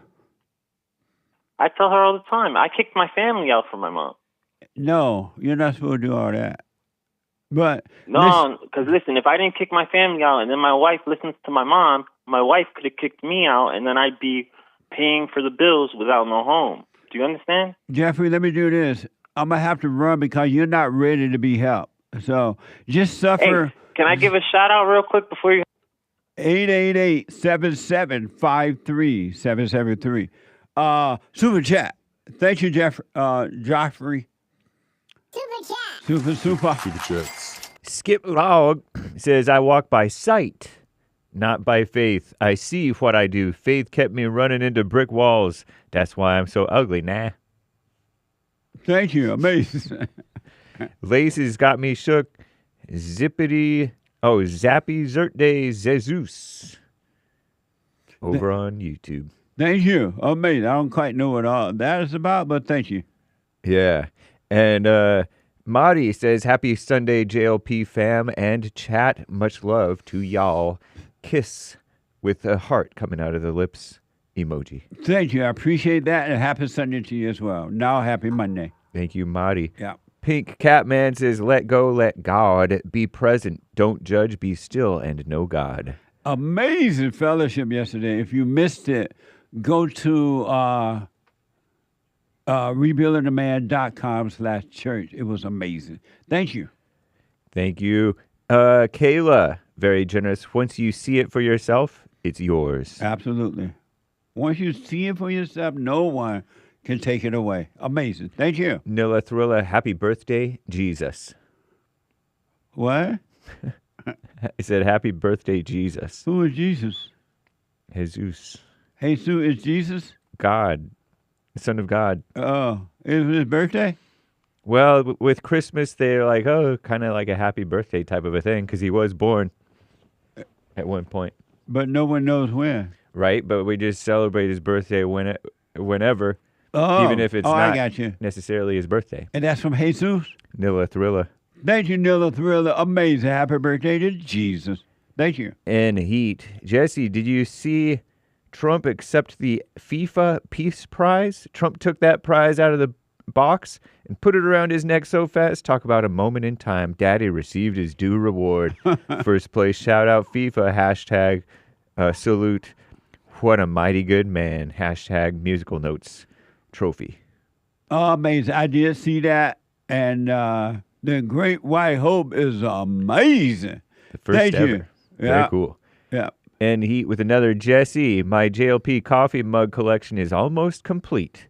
The only one missing is, how's your little business doing? LOL. Can we get it added to the shop? But we do have, should we get the coffee mug? Yeah, how's your little business? Oh, coffee mug that says that? Uh-huh. Oh. That's a request for a new product idea. Nice idea. Thank you. Amazing. Thank you. Danny, all right, Jesse and the lads. Yesterday, my wife said to me that she loves it when I come home from work because there's a calmness and a security feeling with the kids. I said to her, well, imagine what they must feel like in America now Trump's home. James, if you please, what manner of man is this? Nice. The wind and the sea obeys him. Amazing. Thank you. Marlon, 3 coffees. Thank you for the best fellowship on this side of heaven.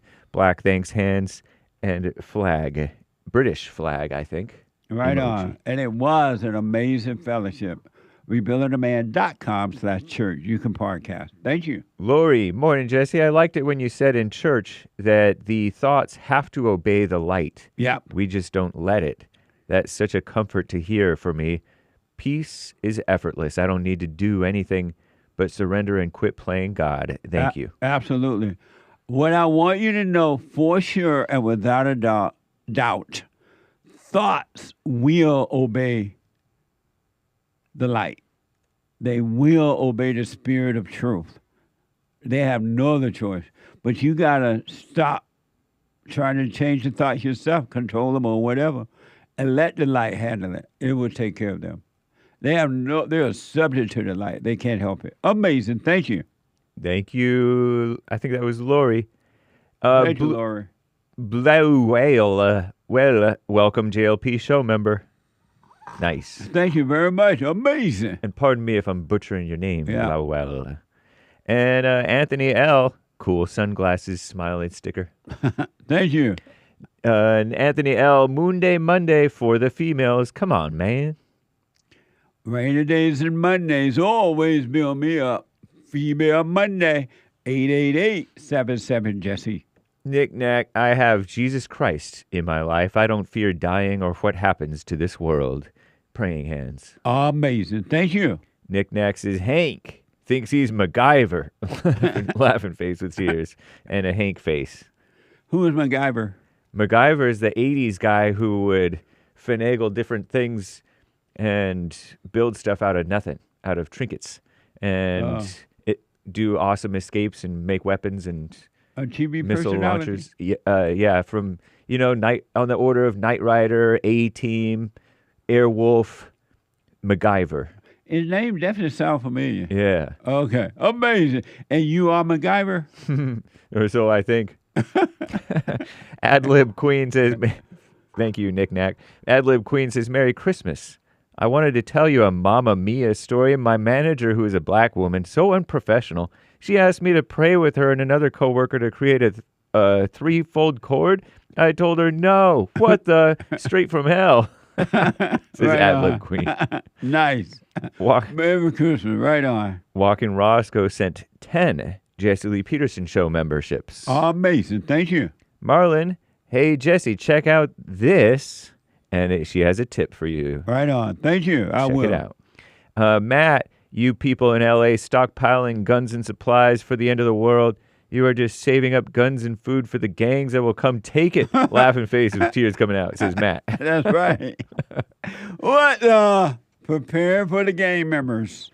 5 from Eric. It's impossible to live my own life because I don't create thoughts. When I take control, I'm influenced by the dream of a blind, evil world. Amazing. Thank you. What's the name of the young guy that came from Germany yesterday? Do you remember? Martin. Martin from Germany? Martin, yep. Shout out to Martin all the way from Germany. Amazing yesterday at the fellowship. Shout out. And you hailed him. And whoa. Lori bought a coffee to live your I'm own. going to have to go to Germany because Malcolm going to show me those where the Jews was assassinated. Yeah. Yep. Amazing. Thank you. To live your own life, says Lori, you have to know who you are. And thank you for the gift, Malcolm. Yeah. Really. Thank you. Awesome. And I still have to drop sneaky identities like being a watcher or seeker of truth. I'm not living my own life because the real me is already at peace and doesn't need to do anything but live, and I'm not doing that yet. This is deep. What was the beginning of that? To live your own life, you have to know who you are, and I still have to drop these sneaky identities. That's for sure. You must die. In order to have a life, you got to give up all false self-identity. You got to let them all go. Then you shall have eternal life. Amazing. Thank you. Very generous. Eric 5, in the response to the BQ, what is courage? Yes. What is courage? There is no such thing as courage. Courage is a thought that I'm standing strong in the face of a threat that doesn't exist. It's a battle by the ego having within itself. Thank you. I'll put my little 2 cents in on Sunday. Amazing. Lori with the BQ answer. What is courage? What is courage? Courage comes when you see fear as only an illusion. Thank you. I'll put my 2 cents in on Sunday. I got to stop there. We'll read the rest later, guys. Thank you. We'll read the rest. Amazing. Amazing. Thank you. Let me go to Jesse out of California. Jesse, you are on the air. Hey, Jesse. Oh, let me know when he's ready. It sounds like he may have us. He's been waiting for a while. Let me go to first-time caller out of Florida, Mason, out of Florida. Mason, you are on the air. Hey, Jesse, thanks for taking my call. Yes, sir. Hey, I just wanted to give you a little story from Thanksgiving. I think you and the listeners might find it interesting. Okay. I've been listening to the show a while, and we had a little Thanksgiving with my sister and her husband, and our mother was not invited because my sister is embarrassed by our mother a lot of the time, so she didn't invite her. Well, sweet, sweet mother, once she wasn't invited, all of a sudden got really, really angry. And so now she's been up in arms. I wasn't invited. I raised her, and she didn't want me around, and a lot of nasty talk. And after listening to the show and working on myself, I didn't care at all how she felt. I have her calling me complaining about the sister, and I don't feel one way about it at all. And it's been really amazing. Amazing, right on, man. That's amazing. Yeah, her and the sister. My sister's a little bit crazy, but not as evil as mom. But listening to them bicker at each other and fight and go back and forth, I just sit there and listen and watch them, and I don't feel one way about it. And it's been really great, and I hope that might encourage the listeners to try to get there. Did you suggest to your sister she need to forgive her mother and be done with her? Yes, I did. But she's not ready to do that? No, she's not. She's a, white picket fence kind of ego thing going on with her family and what she thinks her life should look like. Yeah. But I told her, I said, it's not your problem. If mom's angry, you shouldn't care at all. Live your life and take care of your kid and take care of your husband and let her cry, and it doesn't have nothing to do with you. She kind of can hear me a little bit, but she doesn't fully get it. Well, you probably already doing this, but don't let her complain to you about her mother because you've told her or recommended to her how she can get over it. So don't let her get the thrill of always complaining about her to you. Yeah, and that's why mostly I keep my mouth shut and I just let her talk and I don't react at all. Right on. Amazing. Cool, Mason. Amazing. Stay with it. Stay with it. Stay with it. Yes, sir. Thank you very much. All right, buddy. Amazing.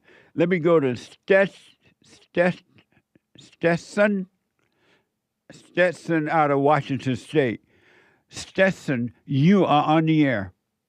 Hello. Thank you for taking my call. Yes, sir. And I listened to yesterday, and one of the things, like the whole emergency, blah, blah, blah, there was a Bible verse that came up, Proverbs 3:25, have no fear of sudden disaster or the ruin that overtakes the wicked, for the Lord will be at your side and will keep your foot from being snared. It's interesting that we have been taught to prepare for the emergency, when God said, take no thought about tomorrow. And what kind of emergency and how do you prepare for an emergency? Why not just live in the present and deal with things as they happen? Exactly. And I was raised and understood wrong for so long, and I had an incident that was leading into this on Friday. I was riding my bicycle, working on myself, going through a lot of stuff, and I see this big fat old man with a dog and a walking stick, and he is waving his hands erratically, and I'm just thinking to myself, this man is obviously extremely angry. He does not like bicyclers. I'm not going to stop because I could see him yelling profanity at me, and I had my headphones in. I'm like, do not engage, do not stop. This is not going to end well. As I was riding my bicycle, he raised his hand with his cane, and I was like, there's no way this is going to happen. And he hit me on the back as hard as he could with it. And at that moment, I didn't know what to do. I locked up my brakes on my bicycle. I happened to squeeze my front brake too much, and I went launching over the top of my handlebars. I hit the asphalt, landed on the gravel. I popped right back up. I have no idea how this happened, and I went at the guy. The guy was not afraid. He was not apologetic. He came at me with his stick over his head. I didn't know what was going to happen. By the time I got up to him, I realized the situation that we were in and the violence that was behind my fist that I wanted to throw. And I wanted to let it go, but my body and my mind would not allow me to do it because I know the violence that I have behind me, and I needed to stop it because in this situation, I realized I was the one that was going to get in trouble. Even though I got hit with a stick, minding my own business, if I hit this man, I would be in trouble. I would take his stick and shove it up where the sun doesn't shine, all of this type of stuff, these horrible things. I got out of it. And then I just realized I need to call the police. I called the police. They were on their way. This guy, he kept on yelling at me, screaming profanity. I didn't hear anything that he said. The cop showed up. I told my story to the cop. The guy thought I was a liberal on an e-bike, and he was scared for his life, and that's why he justified hitting me. I'm not a liberal. I don't have an e-bike, and he was not in danger for his life. I thought I just got tapped on the back. What ended up happening was he hit me real hard, and when I showed the cop what happened, the cop said, like, wow, you have a giant welt on your back. I'm taking a picture. He took a picture. He sent me off on my way. I am physically okay. I don't know how, but I am. But mentally, going out in public, I went to Costco on Saturday, and I'm on edge. I feel like everybody's trying to attack me. I tried riding my bicycle this weekend. I'm feeling I'm going to get attacked. I tried riding the bicycle on the trail the other day.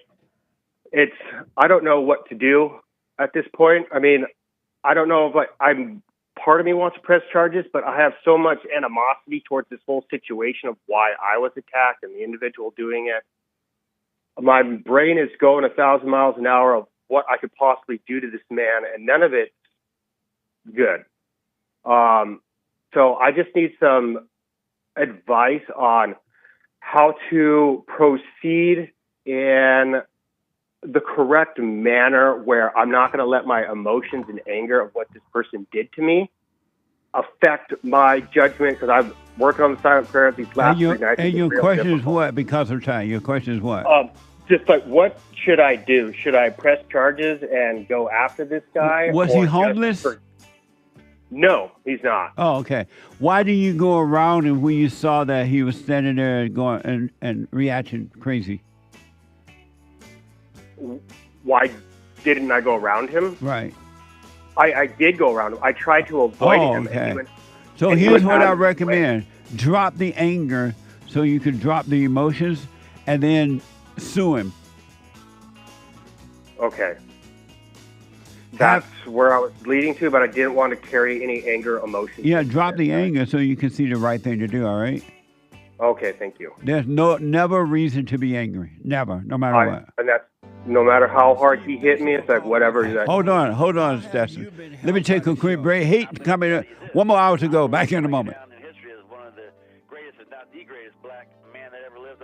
As far as I'm concerned, I don't know anybody before you that's been that great.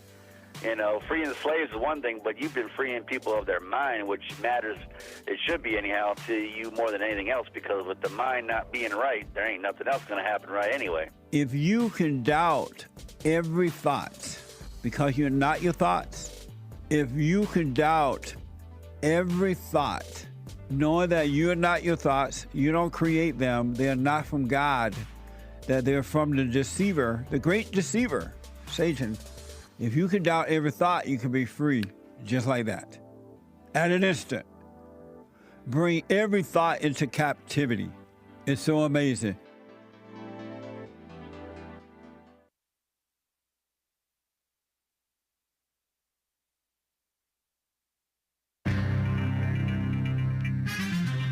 What's with these Louisiana jails that people keep on breaking out of jail?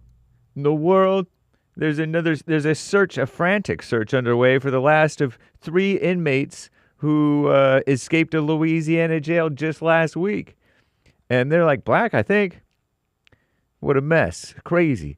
They don't look that smart. I mean, I don't know. And then Justin Trudeau and never mind, I don't want to talk about that. Well, I will tell you about it. But there's a whole lot of mess going on in the world. Los Angeles just issued its first occupancy permit in the Pacific Palisades since those wildfires nearly a year ago. And a pipe burst at the Louvre, damaging hundreds of tomes. Whatever a tome is. Tomes. Crazy. And the so-called Supreme Court's they agreed to decide whether Trump may end birthright citizenship. I hope they pick the right thing. Wouldn't that be nice? And Trump says that he will be involved in the review of the Netflix Warner Brothers deal. Netflix is buying Warner Brothers. Did you know that?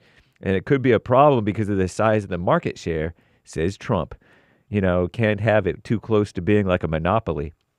And Washington's Mayor Muriel Bowser, that woman, says that the city's police chief, Pamela Smith, she is stepping down after dramatically bringing down violent crime and a homicide rate to the lowest in 8 years. Huh? I thought that was Trump's doing with the National Guard and all that, helping out with the D.C. police. But I heard that the D.C. police chief is resigning, according to Fox News, amid Trump pressure and crime data manipulation probe.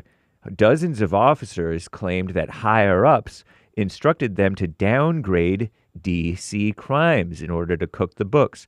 Make a crime that actually happened that's actually kind of bad to downgrade it into a less bad named crime. What a mess. This is the end of hour 2 already of the Jesse Lee Peterson Show. It is Monday. Everybody loves Mondays. It's Female Monday, December 8th. Is today or yesterday Pearl Harbor Day or something like that? I can't remember that day that's supposed to have lived in infamy. Not that World War II was a good thing. I don't think it was. But anyway, Pearl Harbor Day, I think, at some point around here, today or yesterday. It is 2025 AD, and there is one line open. You can call in. I know that some of you guys weren't ready. Call in and get on hold to get on air, whether you're old or young, with JLP. It's hake news, not fake news. Commie Nonsense Network, CNN, talking about Trump at the Kennedy Center. He overhauled the Kennedy Center. It's kind of ongoing. The country's most prominent cultural institution. The year's inductees in the 48th Annual Kennedy Center Honors include actor Sylvester Stallone and the band Kiss. Didn't one of the guys from Kiss die? I could be wrong. I think he did, though, like the bassist or something. Among others, in February, Trump dismissed a slew of Democrat appointees from the center's board, the Kennedy Center Board of Trustees, and replaced them with aides and allies. He also said, aides as in helpers, not aides as in the disease. He has said that he was 98% involved in selecting the latest honorees, personally rejecting some deemed to be too, quote-unquote, woke. Nice. And Justin Trudeau and Katy Perry went Instagram official. Commie Nonsense wants you to know, and I guess I do too. Former Canadian Prime Minister Justin Trudeau, who said, Sophie and I are proud feminists. He and his wife, I guess ex-wife now, they're male and female feminists raising their daughters and their son to be feminists too, suckers. And now he's dating that Christian pop star, former Christian anyway, I don't know what she is, Katy Perry. They're confirmed, at least appeared to, their relationship in an Instagram post. Crazy. And nice. So let me tell you about what's going on with the Supreme Court agreeing to look at the end of birthright citizenship that's going to happen probably next year in the spring, summertime. They're going to see whether Trump can end birthright citizenship, which would be just. I'm James Hake.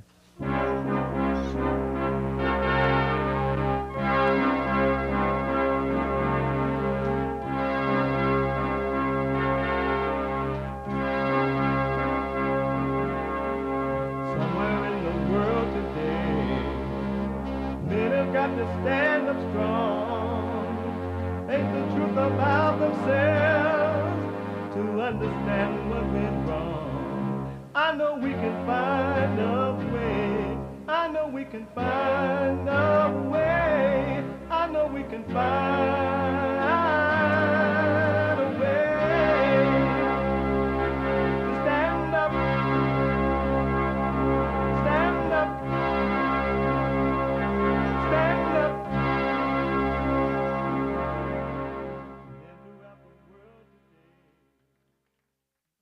Uniting the races with truth instead of dividing them with lies. We're also rebuilding the family by rebuilding the man. I am Jesse Lee Peterson. Good morning. It's the third hour of the show today, and you can get involved by calling 888-7753-773, 888-77-JESSE. And the brand new biblical question is a doozy. What is courage? What is courage? You hear about courage a lot. What is it? Amazing, huh? We have every way that you can watch and support the show listed on JesseLeePeterson.com/show. JesseLeePeterson.com/show. And if you're out and about, running around doing whatever it is you're doing, no matter where you are in this world, you can podcast the show. But it's been made possible that you can listen live on your phone. You can hear it as it is happening no matter where you are. And then you get back home, you can still watch it again, podcast. But on your phone, call 605-615-4131. 605-615-4131. And to donate and have your comments read out loud, go to buymeacoffee.com/JLP Talk, buymeacoffee.com/JLP Talk, or Bond JLP Cash App. Bond JLP Cash App. It's Monday. And every Monday, and we take all calls, but we take the ladies' call when they come in. Every Monday is Female Monday. All my life, I had to fight.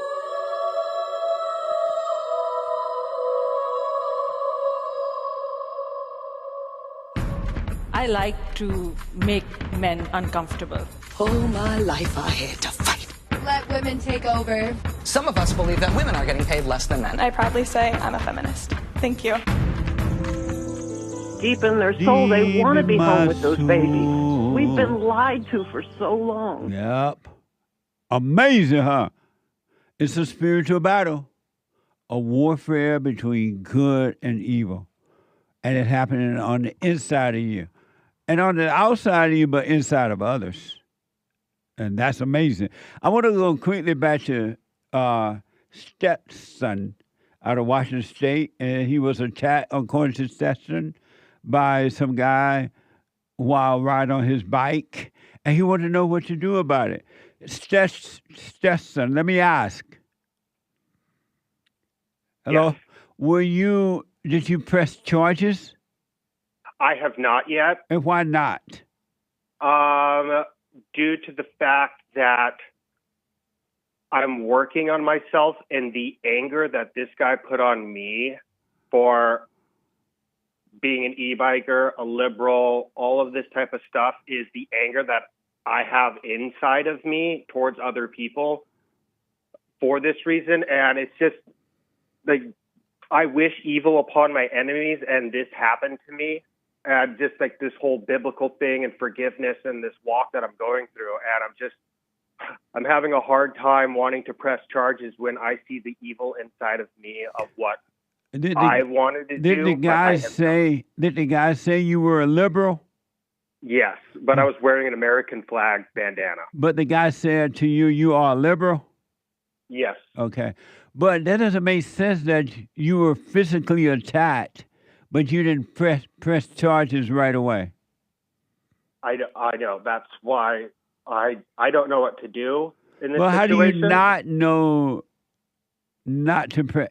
If you were physically attacked in the way you say you were, how do you not know to press charges? From my experience with the justice system being whatever, I'll say a white male, a white strong male, people are going to look at me, and this has happened to me. They're like, you're a man, you got to deal with it. We're not dealing with you. And I'm like, okay, well, this person just assaulted me. And they're like, that's not our problem. You're not a big enough issue for us. And what do you mean by white strong male? Because they see me and they're like, well, you should be able to defend yourself. But how do you know that when you didn't even press charges? Oh, that I'm just going off of my previous experience. But you can't go on a previous experience. You were attacked physically. Have you been attacked before like that? Not like this, no. But then how do you have no physical past history with that? It doesn't make sense to me. You just didn't press charges. This guy, if he attacked you the way that you said he did, the obvious thing was to press charges right then and there, have him arrested. Okay, yes. But why that was not obvious to you? Why that was not obvious to me? Because of the anger and the hatred I had for this individual at the time, and I didn't want to make a decision based off of just my initial anger reaction. But the decision was made by itself when he physically attacked you. The decision was already made. You didn't have to make that decision. It was clear that he needed to be arrested. Yes. It's just from my experience, nothing was on my side, even though he physically attacked me. I've never had the police on my side, even when I'm in the right and the other person's in the wrong. Have you needed the police on your side for a situation like that? Like this? Not necessarily. But then how do you know it wasn't going to work then? You said the cop took pictures of it right then. The cops knew what happened. It doesn't make sense, man, that you did not press charges. I know it doesn't. I needed to get some clarification because I was in such an anger, rageful state that I wouldn't have said anything good. And I just needed some time to cool off. So I needed an outside opinion's voice on this because everybody around me is saying, like, no, you need to go after this guy. I'm like, I hate this guy so much and everything that he did that I can't make a decision right now. Well, stop hating, drop the anger, but so that you can have a clear mind. And but I mean, the first thing you need to do is press charges, and then you'll see the next thing to do and the next thing to do. Roger that. I'll do that because it's still in the process. I told the cop I needed some time to think about it, and the guy said that he said he was sorry, but that's neither here nor there at this point. No, I would definitely do what you want, of course, but I would press charges, and then you will see the next thing to do and the next thing. All right? Okay. All right, I'll go with that because I can't continue to live like this. It's weighing too heavily on me to not do it. But it's only weighing heavily on you because you're angry. Drop the anger, man. Okay. Yes, sir. All right. I wish you well. Thank you very much for your advice. Yes. Okay. Amazing. All right, bye. There is never, ever, ever, ever, ever, ever, but never, ever a reason to be angry, folks.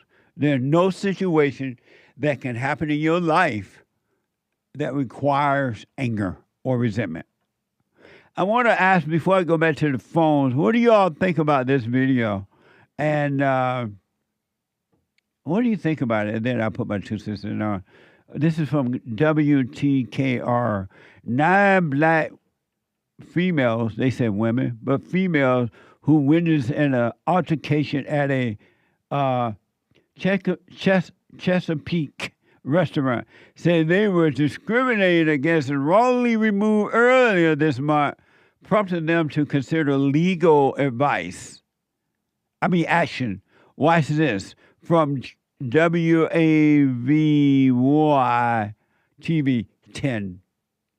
What was supposed to be a night of fellowship for this group of women turned into a night of hurt, embarrassment, and pure humiliation. The 9 women had chosen to have a Friendsgiving dinner at Cork Bull. We only had time to order our drinks, and a fight broke out between 2 African-American women that had nothing to do with us. Somebody break it up. This is video of the altercation. The 9 women say it happened between guests at a table that was across the room.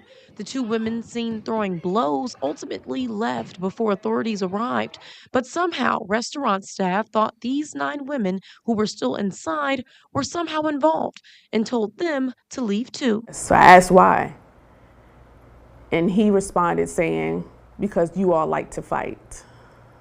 And they made us leave and get up in front of all the other patrons in the restaurant. We were really in like a negative spotlight at that moment, and it was all eyes on us. It was very embarrassing. The 9 ladies are now pursuing legal action. Their lawyer sat down with us. Just because you have employees that might have made a bad judgment one night, that could turn into 2 nights, 3 nights, 4 nights. It has to stop.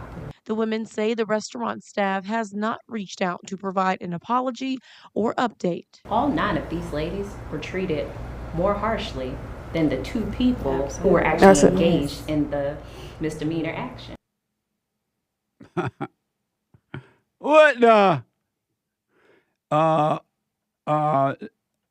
Some guy by the name of Pat Thompson showed up outside the Cork Bull Chesapeake Chop House in Chesapeake Friday morning to protest. Why is this from WKTR? Here's why I'm out here. There's a comment underneath this story where somebody said that this is their new favorite restaurant. That's why I'm out here. I can't, come on, man. Come on. So if the story is true and they were asked to leave because they look like they like to fight, then I'm out here holding training. Because I've been told I look like I like to fight. I think I do. So yeah, awareness. That's why I'm here. Awareness. Maybe other people, other than innocent black women just trying to enjoy themselves, maybe they look like they like to fight too. Normally, I'm not a big fan of protestors or protesting, but some things just need to be said, and they haven't said anything. Oh, beta. Beta! And of course, this is from WTKR as well. They're reporting that, of course, the president of the NAACP, Virginia State Conference, said the incident is a painful reminder that racism remained embedded in our daily lives. Watch this from WAVY TV 10. There probably should be a swift statement of this is not our policy, this is not what we do, this is not what we stand for. And the fact that that hasn't come yet, and here we are almost 2 weeks after the event, is a bit disturbing. The president of the NAACP Virginia State Conference says what happened is shocking. Appalled, disgusted, frustrated, but unfortunately not surprised. Not surprised that this kind of behavior still exists. In a statement, the NAACP chapters say, quote, "It is unacceptable for anyone to be judged or mistreated based solely on the color of their skin." Black fatigue. I have black fatigue. What a mess. And they all looking so pitiful. We just innocent black women. And we've been treated so bad. And that beta male out there protesting, he doesn't even know what he's doing. Because as soon as he disagrees, they'll turn on him. What a mess. Black fatigue. And the NAACP need to go and get a life. He's so hurt. It's so painful reminder of racism, which does not exist, by the way. No such thing as racism. It's an illusion. More black fatigue. If you're that unhappy with America and you have this false idea that racism is, why don't you move out of the country? And you and everybody knows that black people love to fight. That's all they do, fight everywhere they go. You can't even go to an event now and not, if they're going to be there, not know that there's going to be a fight. But yeah, racism, everything is racism. And everybody know, if the owner said that, y'all like to fight, if they said it, I don't know if they said it or not, they were right. Everybody knows the blacks love to fight. They'll fight their own. They'll fight the whites. They'll fight anybody. They love to fight in a minute, too. They go right to a fight. So I don't know if the owner said, but the owner should be getting an award for saying it out. What a mess. What a mess. So to the blacks who, and not all, but most are like this, why don't you change yourself? Work on you. Overcome anger by forgiving your mother and returning to your father so that you can deal with life in a different manner. Amazing. Did you hear about this guy? According to this report, he was thinking about suicide. This is from Grok. A man in crisis paced on an overpass near Del Mar Fairground, intermittently closing northbound I-5 lane from 11:30 to 8 p.m. Whoa! On December 5th, 2025. Watch this from ABC 10. Bumper to bumper is how many drivers in San Diego spent their Friday evening commute on the I-5. For hours and for miles. I just got off of work, so I just saw the craziness going on. Just before noon on Friday, California Highway Patrol responded to a person in distress on an overpass on the I-5 at Del Mar Heights. All northbound lanes of the freeway were then shut down. Hours later, CHP reported all southbound lanes were shut down except one, impacting one driver at a time. We all just left around 5 o'clock and we all got stuck in that traffic. The traffic backup lasting from day into night, several having to make a pit stop before hitting the road. I was able to kind of veer over here to get some gas because I'm on E and there's like really no way out right now out of Del Mar. Some who frequently drive are used to this side of traffic, like Christian Yayenko. Monday to Friday, I'm in Del Mar, so you just got to get ready for it, get ready to get to work on time, and just leave on time. But sometimes I like to wait because it's so long, But nothing as severe as Friday night. San Diego police and San Diego Fire were at the scene for hours, all in an effort to bring the situation to a safe conclusion. Why didn't they just let the guy jump off the bridge? He up there holding up the whole traffic. What? If somebody want to take their own life, they have a right to. And you don't have a right to let him sit there all day messing with the traffic. God gave him that life, and God let him do whatever he want with that life. You decide how you want to live your life. You want to jump off the bridge? If I decide to take the notion and jump in the ocean, ain't nobody business if I do.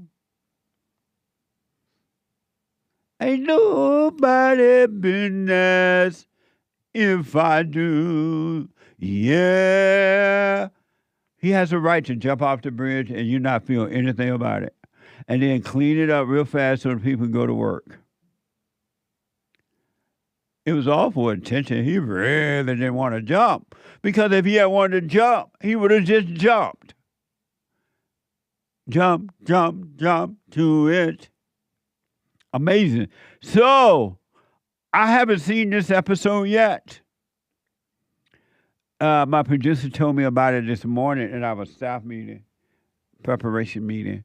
And I haven't seen it, but it sounds interesting. So I'm going to react to it as I'm watching as well. So I don't know what to expect, but it sounds interesting. This is from Oprah. You so hot for to beat me. All my life, I've been beat by men. My daddy, my brothers, my cousin, my uncles. I ain't gonna take it no more. So apparently Oprah had this conversation about children or family members who don't want to play together anymore. something like that. This is from Oprah in a groundbreaking conversation about one of the fastest growing cultural shifts of our time. Oprah talked with leading experts and a live audience about the decision to go no contact with a family member. Watch this first soundbite from Oprah. I have been no contact with my entire family for a year and a half now. No contact? No contact. Not a phone call, not a text, not a nothing? Nothing. For a year and a half now. Okay. Chris, how about you? It's been 4 years since I've had contact with my parents and my siblings. 4 years. Not a word. Not a word. Okay. Mama and said Kendall. there'll be days like this. I've been no contact with my 30-year-old son for 2 years. By your choice? By choice. Oprah is skinny. Whoa, that's little Oprah. I haven't seen Oprah in years. I didn't know she was still around. I didn't know she was that skinny. What the? So they have no contact with their family members. Members. Here's a clip of one of the audience members explaining why she wants no contact. Watch this. When did you first make the decision to go no contact? As sad as it is to say, ever since I was young, I knew I would be no contact. Being a younger 9 years kid. old, yeah. And I had family that saw how I was treated as well. It is multiple events, so it's not just one traumatic event. What was the final straw for you that you said, that's it, no more? It was a phone call, actually, where I spent my whole life trying to change every aspect of myself to be the perfect daughter and to make the relationship work. And it was a phone call where I tried to set a boundary of just, don't talk so rudely about your children. Like, we're not punching bags. And my mom is actually the one that blocked me initially. So she's the one that laid down that foundation, and I followed suit and just cut off contact everywhere else. Oh, man. Mama told me there'll be days like this. Mama said, there'll be days like this. There'll be days like this. What do you think about that, folks? Hake, come here for a moment. In the same audience member, so she said her mama made that an issue, no contact thing. The same audience member went on to ask an expert if the longing for a family member connection ever goes away. Watch this. I hear you have a question for Dr. Gibson. So I have no regrets about my decision to go no contact. But every time I see a girl with her mom or dad, it physically aches in my heart. And so does the longing for that connection, despite never experiencing it myself, ever go away? Or do you just learn to live with it? Yeah, it's like any terrible loss. Yeah. Do any of our terrible losses ever go away? We all know that it never goes away. It'll never go away. What a dumb But it's not effort. all there is to you. And so you carry this, I see it as part of your increased complexity as a human being, your increased depth, and your ability to know what it is that's good for you and not good for you. And when you bring all that together, yes, that feeling is still there, but the context is now so much bigger because you're a much more complex person. She's dumb. Give her that degree she has. I told you, educated people were dumb. That's dumb advice. That's pitiful advice. This so-called expert advice person has no idea what she's talking about. I need hate, Derrick. Where is he? Oh, okay. She has no idea what she's talking about. What do you think about that, Nick? About this whole no contact with family members, and does it ever go away? I thought this whole thing was so wrong. It was so, I hated it. I shouldn't say that word. but I hated everything about that thing with Oprah and all that. It's so the opposite of love. Like, you could tell that there's like a resentment, and you could tell there's like desperation. And I didn't really hear much of Oprah, what she said. I don't know if she justifies this or not, but it's so the opposite of what you say and what Bond's been saying. Like, you shouldn't even have to decide, am I going to go to going no contact or not? That means you're controlled. That means you're in a situation where you're being controlled. Amazing. There's just no love there. It's like dripping with contempt. Oh, and the whole and that woman, man, she was saying her little thing about will the longing ever go away?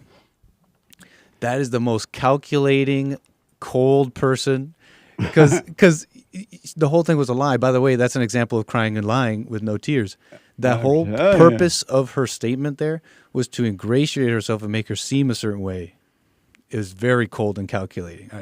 It was gross. That's one of the most dumbest experts I ever heard of, with a degree. I told you, every time you listen to the woman, you will suffer. You will suffer. Hey, did you see it? Yeah. What do you think about no contact with family members? It's happened a lot now with family members. And the expert saying the longing never goes away. It doesn't make sense. How could, like, anybody could even know that? Because people forget about stuff. Because life changes, and what was your question? It's a fast-growing cultural shift in our time. No contact with family member. Right. With a family member. Yeah. What do you think about that? It is very popular now, and now you see it more and more. Yeah. I don't like how women or Oprah cover the things like this or talk about things like this. Yeah. Because they turn it into a trend. They turn it into a trendy thing to do, and they have a name for it, and then they start preaching it and talking like they know what they're talking about. Did you see the expert tell the woman asked the expert, does the longing ever go away? And her response was so dumb, I don't even know what she said. It doesn't make sense. It's bitterness, and they're kind of doing away with it's kind of like they're doing away with the neediness for their parents by talking about their parents. Yeah. It's like, what's her name going to Ireland and still talking about Trump and keeping up with what's going on with Trump. Rose is thinking about Trump more now than any other time. She might well stayed in America and been miserable. Right. But the longing does go away, folks, when you drop the anger. That's the only reason the longing is there, because she's angry. And somebody needs to tell that so-called female expert she needs to give back her degree and get her money back.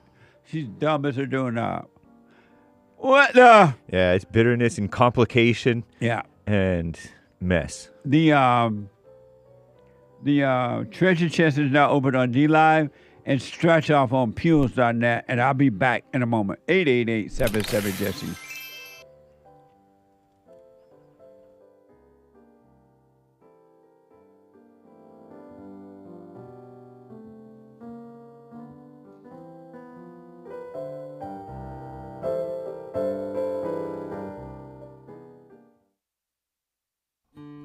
We have a counseling service, and I have to admit, thanks to God, it is the best counseling service on this side of heaven. I counsel with men and women, families, individuals around the world. Most people are unhappy, they're miserable, they have rough lives, they're depressed, suicidal, young and old, of all races. I understand, I know why, and I do understand it. Because exactly what's happening in me is happening with everybody outside of me, inside of them. And I've noticed that with those who really, really, really want to understand, they overcome it just like that, out of one counseling session. If you need counseling, you can go to rebuildingaman.com or call 800-411-2663. 800-411-BOND. Best counseling service on this side of heaven.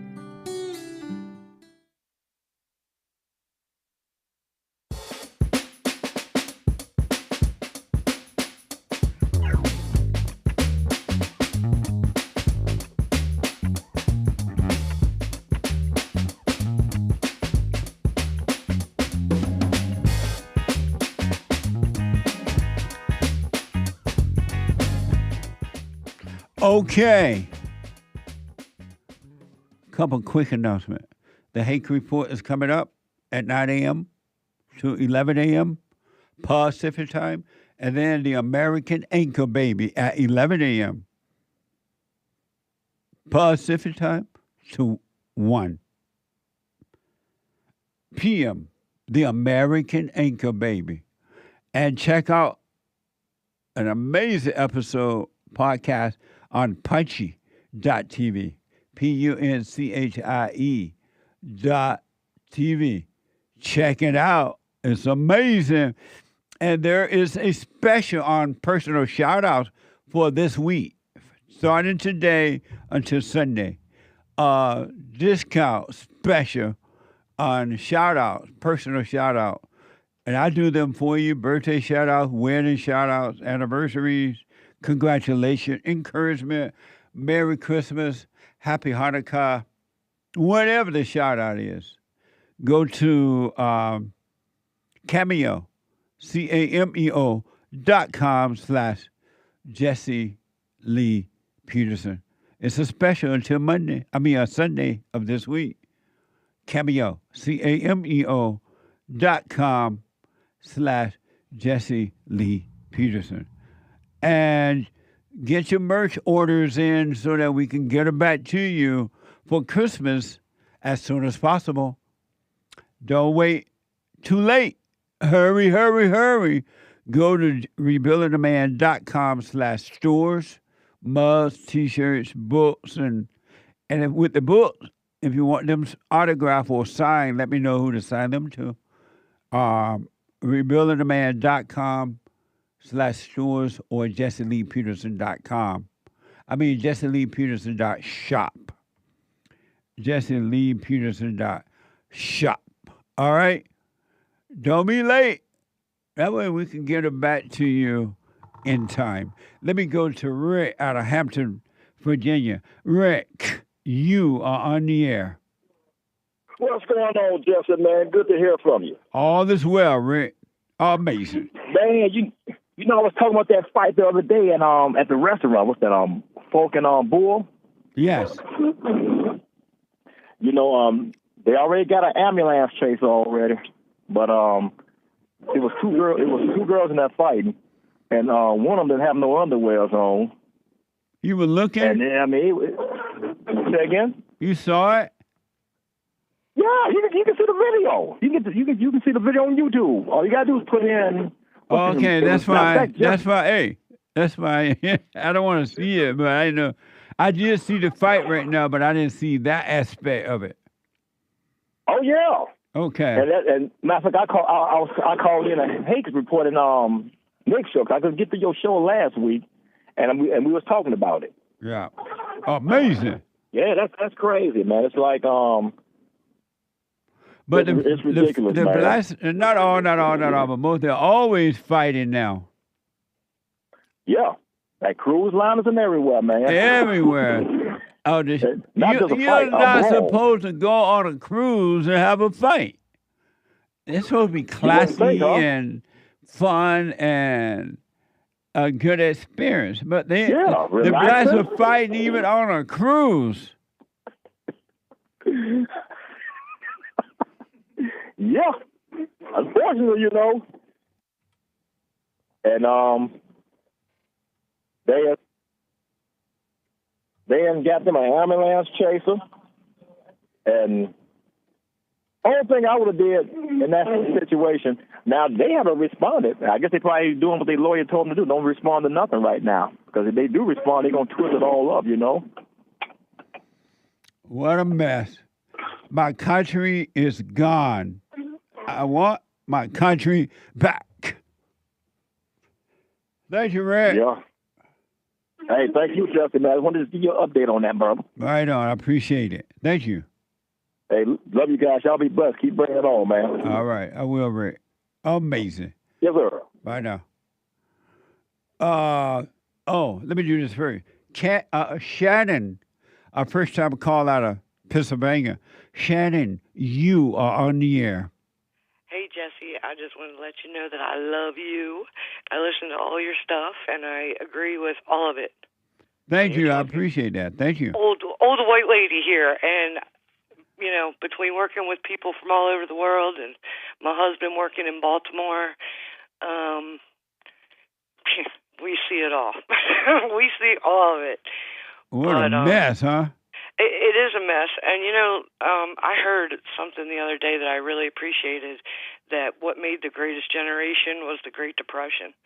And unless we have something like that happen again, people just won't appreciate a thing. Yeah, I think it seemed as though my country is never coming back now. It's gone. It is.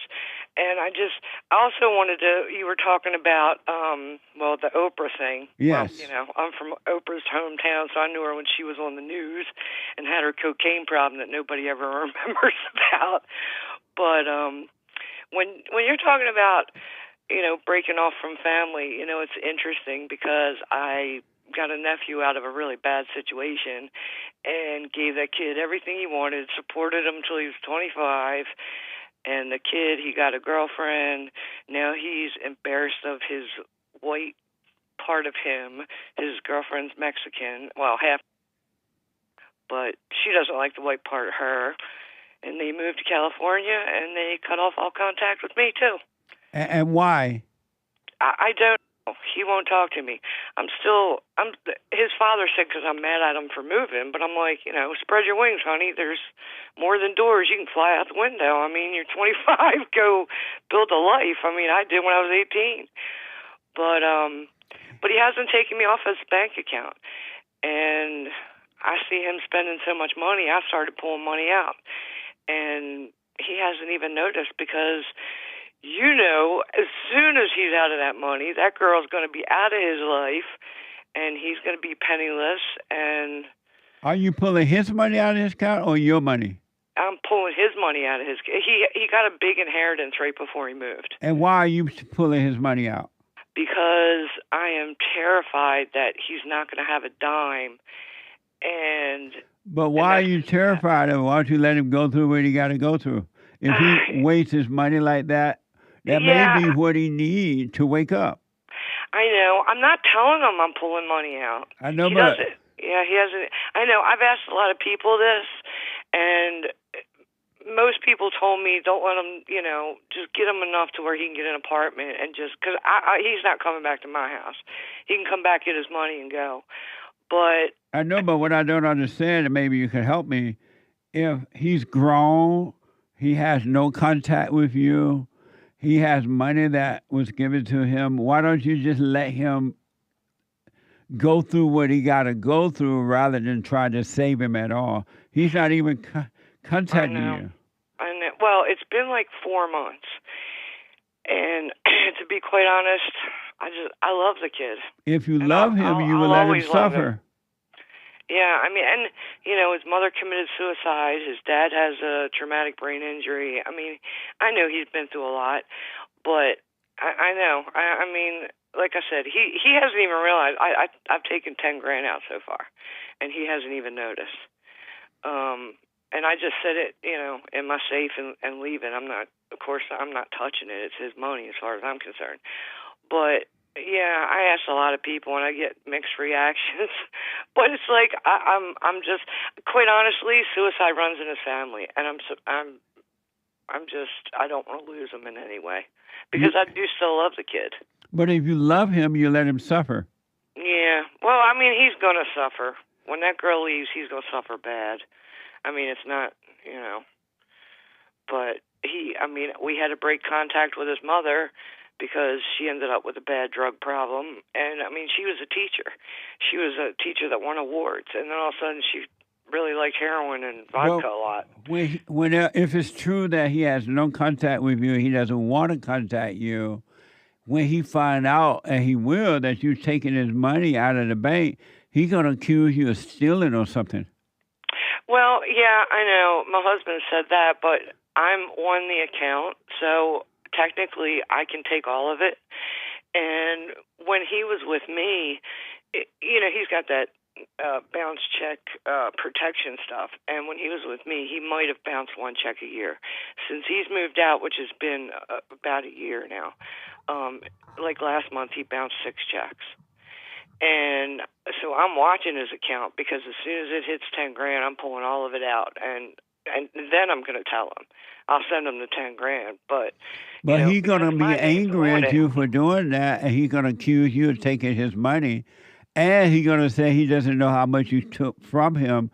You're digging a hole for yourself. If he doesn't want anything to do with you, why would you take his money? That doesn't even make sense. You're like meddling in his business when he, according to you, he don't want any contact with you.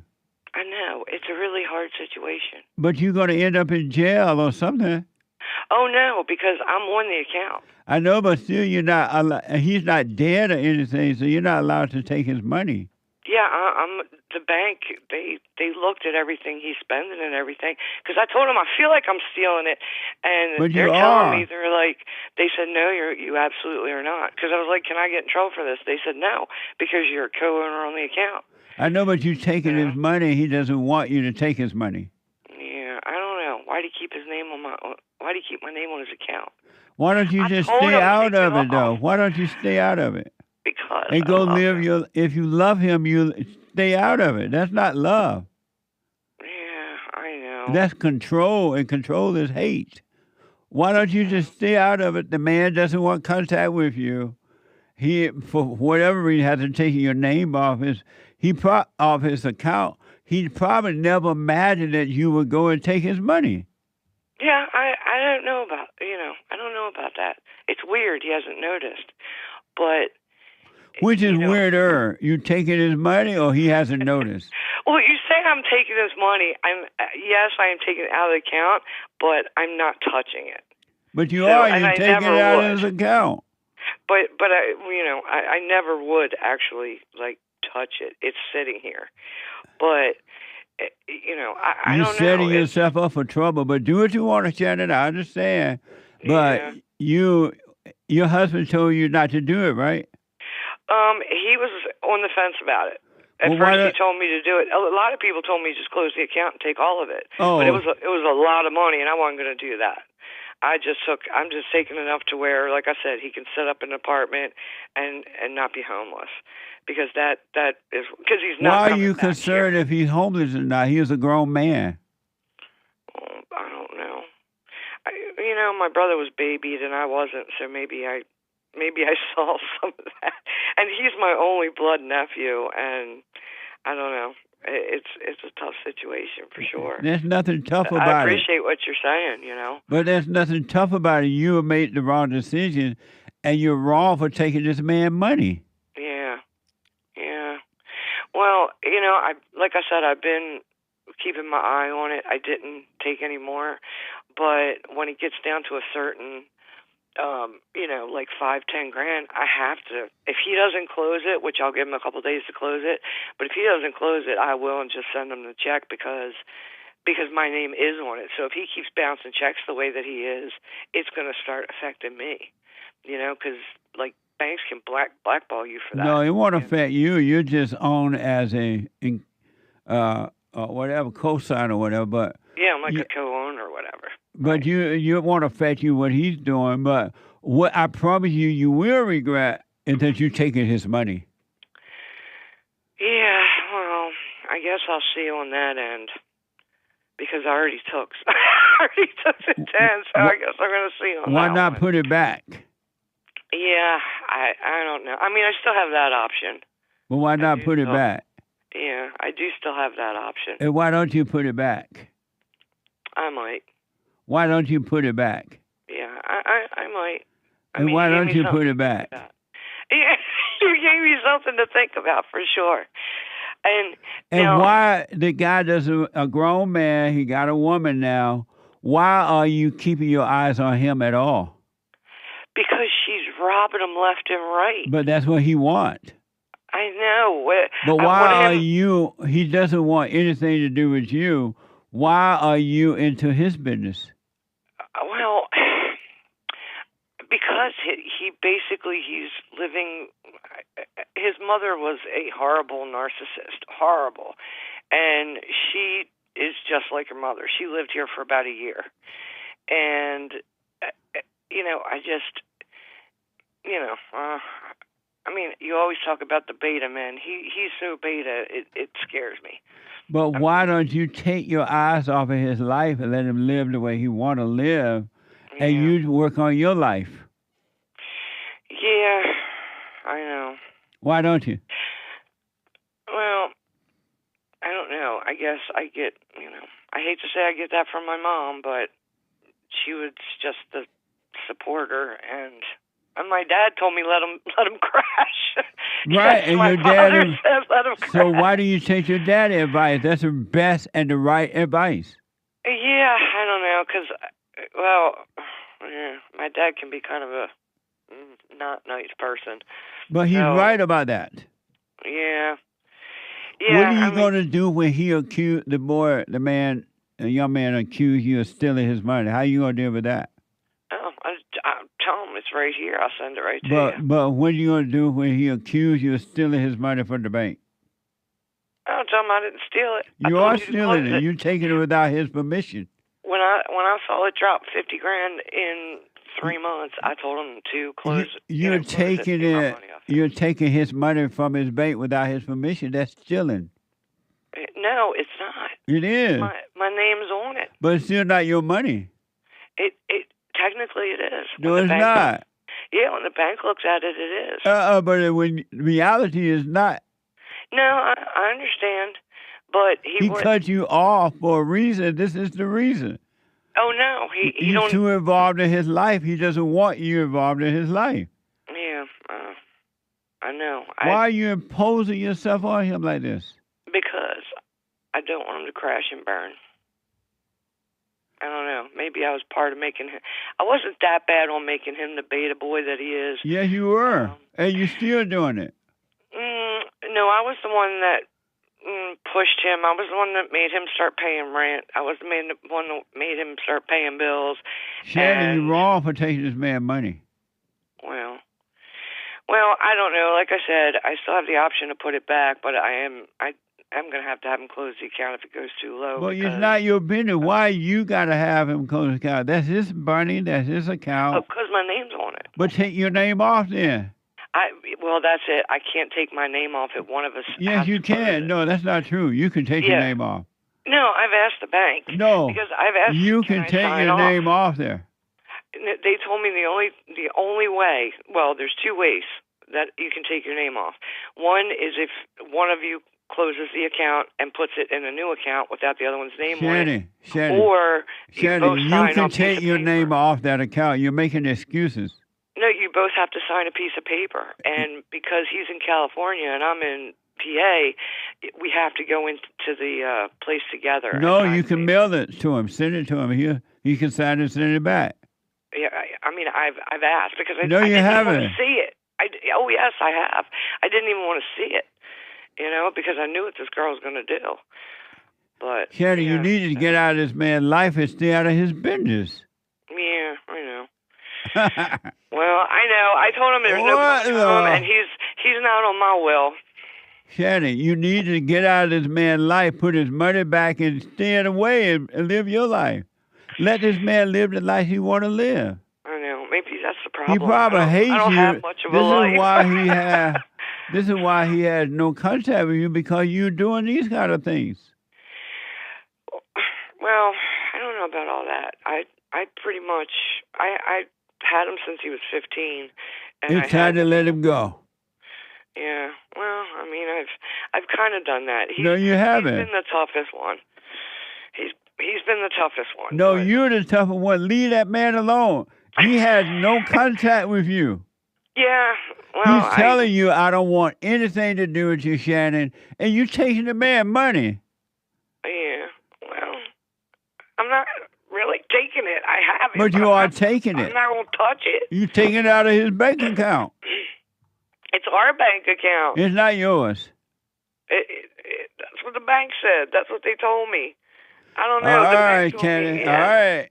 And I want to also say with all your all the talk with like your racism and everything, I appreciate you standing up because my husband, he like I said, he works in Baltimore. He takes care of commercial real estate, and he had one of his black guys come up to him. He'd been working for him for a couple of years, and this guy tells my husband, he's like, I just want to apologize to you. And my husband's like, well, what did you do? What's going on? And he said, no. He said, when I came up and I saw you, and my husband was labeled as the White Devil since he's been a little kid, blonde hair, curly blue eyes, or curly blonde hair, and, was a very handsome guy. And he was just always called the White Devil.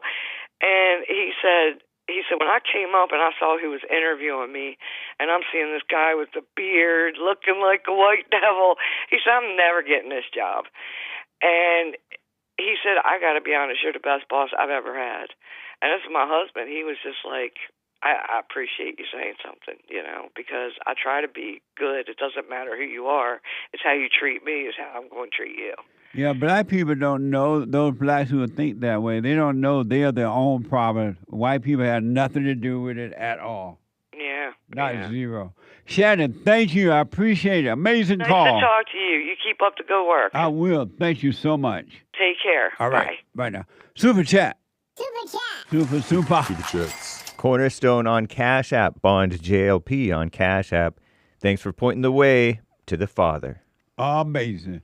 Salvation is about a return to the Father. Thank you. Craig D. Real courage sounds like a biblical question response. What is courage? Real courage is a man forgiving his mama so he can become a man of God instead of staying a weak, angry beta all his life, blaming everybody else. This is Craig D.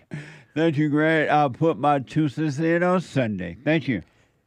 Wolfie Conservative, in 24 hours, we will be banned from social media for not getting the digital ID in Australia. We have to upload all personal information and biometric photos. Australian flag, I presume, emoji. What a mess. Crazy. That's insane. Thank you. Control I wish you freaks. well in that. What a mess. Caesar or Cesar, 3 coffees. Uncle Jesse, wouldn't it be a good idea if you released a pocketbook guide that goes in depth of what thoughts are, why we need to watch them, and the importance of the silent prayer? Cool sunglasses emoji. Good idea. Thank you. I'll look into that. I appreciate that. Right on. Jeff from Ohio. Merry Christmas, Jesse and crew. We sent you a Christmas card this year. How you got it? Couldn't forget about my black grandpa. Thank you for helping me see the light of God. That's Jeff from where? Ohio. Thank you, Jeff. I'll check it out and see. Thank you. Thank you, Jeff. Appreciate it. Stephen from Rotterdam, the Netherlands. 3, biblical question answer. What is courage? Such a deep question, mind-blowing. Courage is not something you yourself do, but something that happens to you when you don't listen to the thoughts. When you think you got it, you don't. When you're aware, you just do what's in front of you, you got it, but you don't think about it. Thanks for the autographed 7 Steps book, best book ever after the Bible. Love y'all, 3 hearts, don't be a beta. Laughing with tears. Amazing. 7 guaranteed step is amazing. Little pocket guy, small pocket guy for men and women is very good. You do them, you can't fail. Go to rebuildingtheman.stores. rebuildingtheman.com/stores or jesseleepeterson.shop. Thank you. Appreciate it. Thank you, too. Amazing. Nikki, I don't know what it means to live my life. Help. A good, honest answer. Believe me, that's the beginning of finding out what it is to live your own life. Thank you. Pow Pow, Paula, says, I heart, brown heart, JLP. Thank you. Amazing. I heart, brown heart back. Ever Blazer, regarding the 9 black women, if they got kicked out while they were eating, at the very least, they needed to be refunded. Wouldn't you agree? Amazing. I don't know, because I don't know the situation. And when black people have situations concerning white people, and I don't know about this, but most of the time they're not telling you the truth about the situation. So I don't know. So I don't know if they're telling the truth or not, so I can't make a decision. I'm neither for or against. Thank you. Tabriga with a thank you pair sticker. Thank you. Amazing. Kimberlyn Q says thank you with the pair Thank sticker. you. Thank you for your support. Next phase, I'm healing heart emoji, by letting go of another false identity. Grateful to God, thankful for Jesse. Thank you. Amazing. Thank you for your support. Skip Log says, I love JLP too. And I love you back. Thank you. Pedro, not sure if I asked this one on Friday. Ask! What does it mean to confess to one another? I do remember asking it now. Yeah. Admit that you're wrong for judging. I'm sorry for judging you. I'm wrong. That's it. That's all to it. Amazing. Shout out to Games for Rat, Kid Combo 1, Aries 1, Groovy Monkey, and the rest of the supporters there on the D-Live crew. Shout out. Thank you, D-Live crew. Shout out to my dad, Age of Inversion. Not my actual dad. This guy named my dad. And Age of Inversion and Pastor Chatelet and the rest of the supporters on the Rumble crew. Shout out. Thank y'all. And, of course, the supporters over there on YouTube, all 3 channels, Bond, The Fallen State, and Jesse Lee Peterson. Shout out to the supporters. Thank you. And thank you, guys. Oh, Priscilla wants to slap that lady. She doesn't ask. She says she wants to slap that lady who took 10 grand from her nephew. She is a thief. I can't believe Shannon take that boy money. That's amazing. But I wish Shannon well, but it's not going to turn out well. That's for sure. Thank you. Eric, a woman's inability to be honest destroys everything she touches. Yep. Amazing. And thank you, guys. I do believe that is all for now. Thank you. Amazing.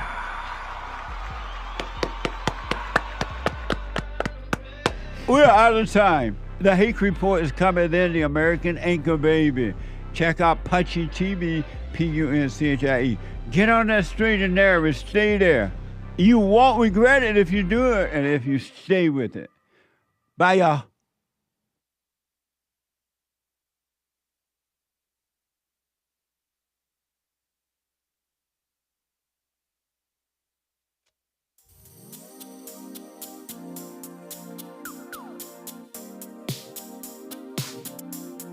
The views, information, thoughts, and opinions expressed during this show are the individual's own and do not represent the views, thoughts, and opinions of the JLP Network or Bond. Their appearance on the program does not imply an endorsement of them or any entity they represent.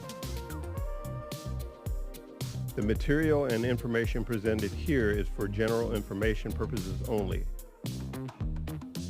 The JLP Network and Bond name and all forms and abbreviations are the property of its owner, and its use does not imply endorsement of or opposition to any specific organization, product, or service.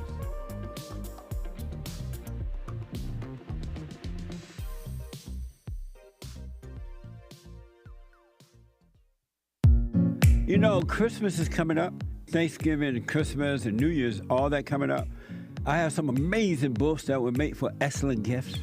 I have the Antidote, Healing America from the Poison of Hate, Blame, and Victimhood. And then Rage, From Rage to Responsibility. Check it out. Scam, How the Black Leadership Exploits Black Americans. And last but not least, a little small pocket guide, the 7 Guaranteed Steps to Spiritual, Family, and Financial Success Guide. Just a little thin piece of book, but it's so good.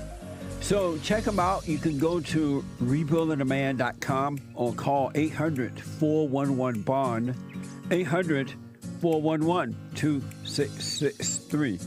And I can sign them if you order them that way. If you don't want me to sign them, no problem.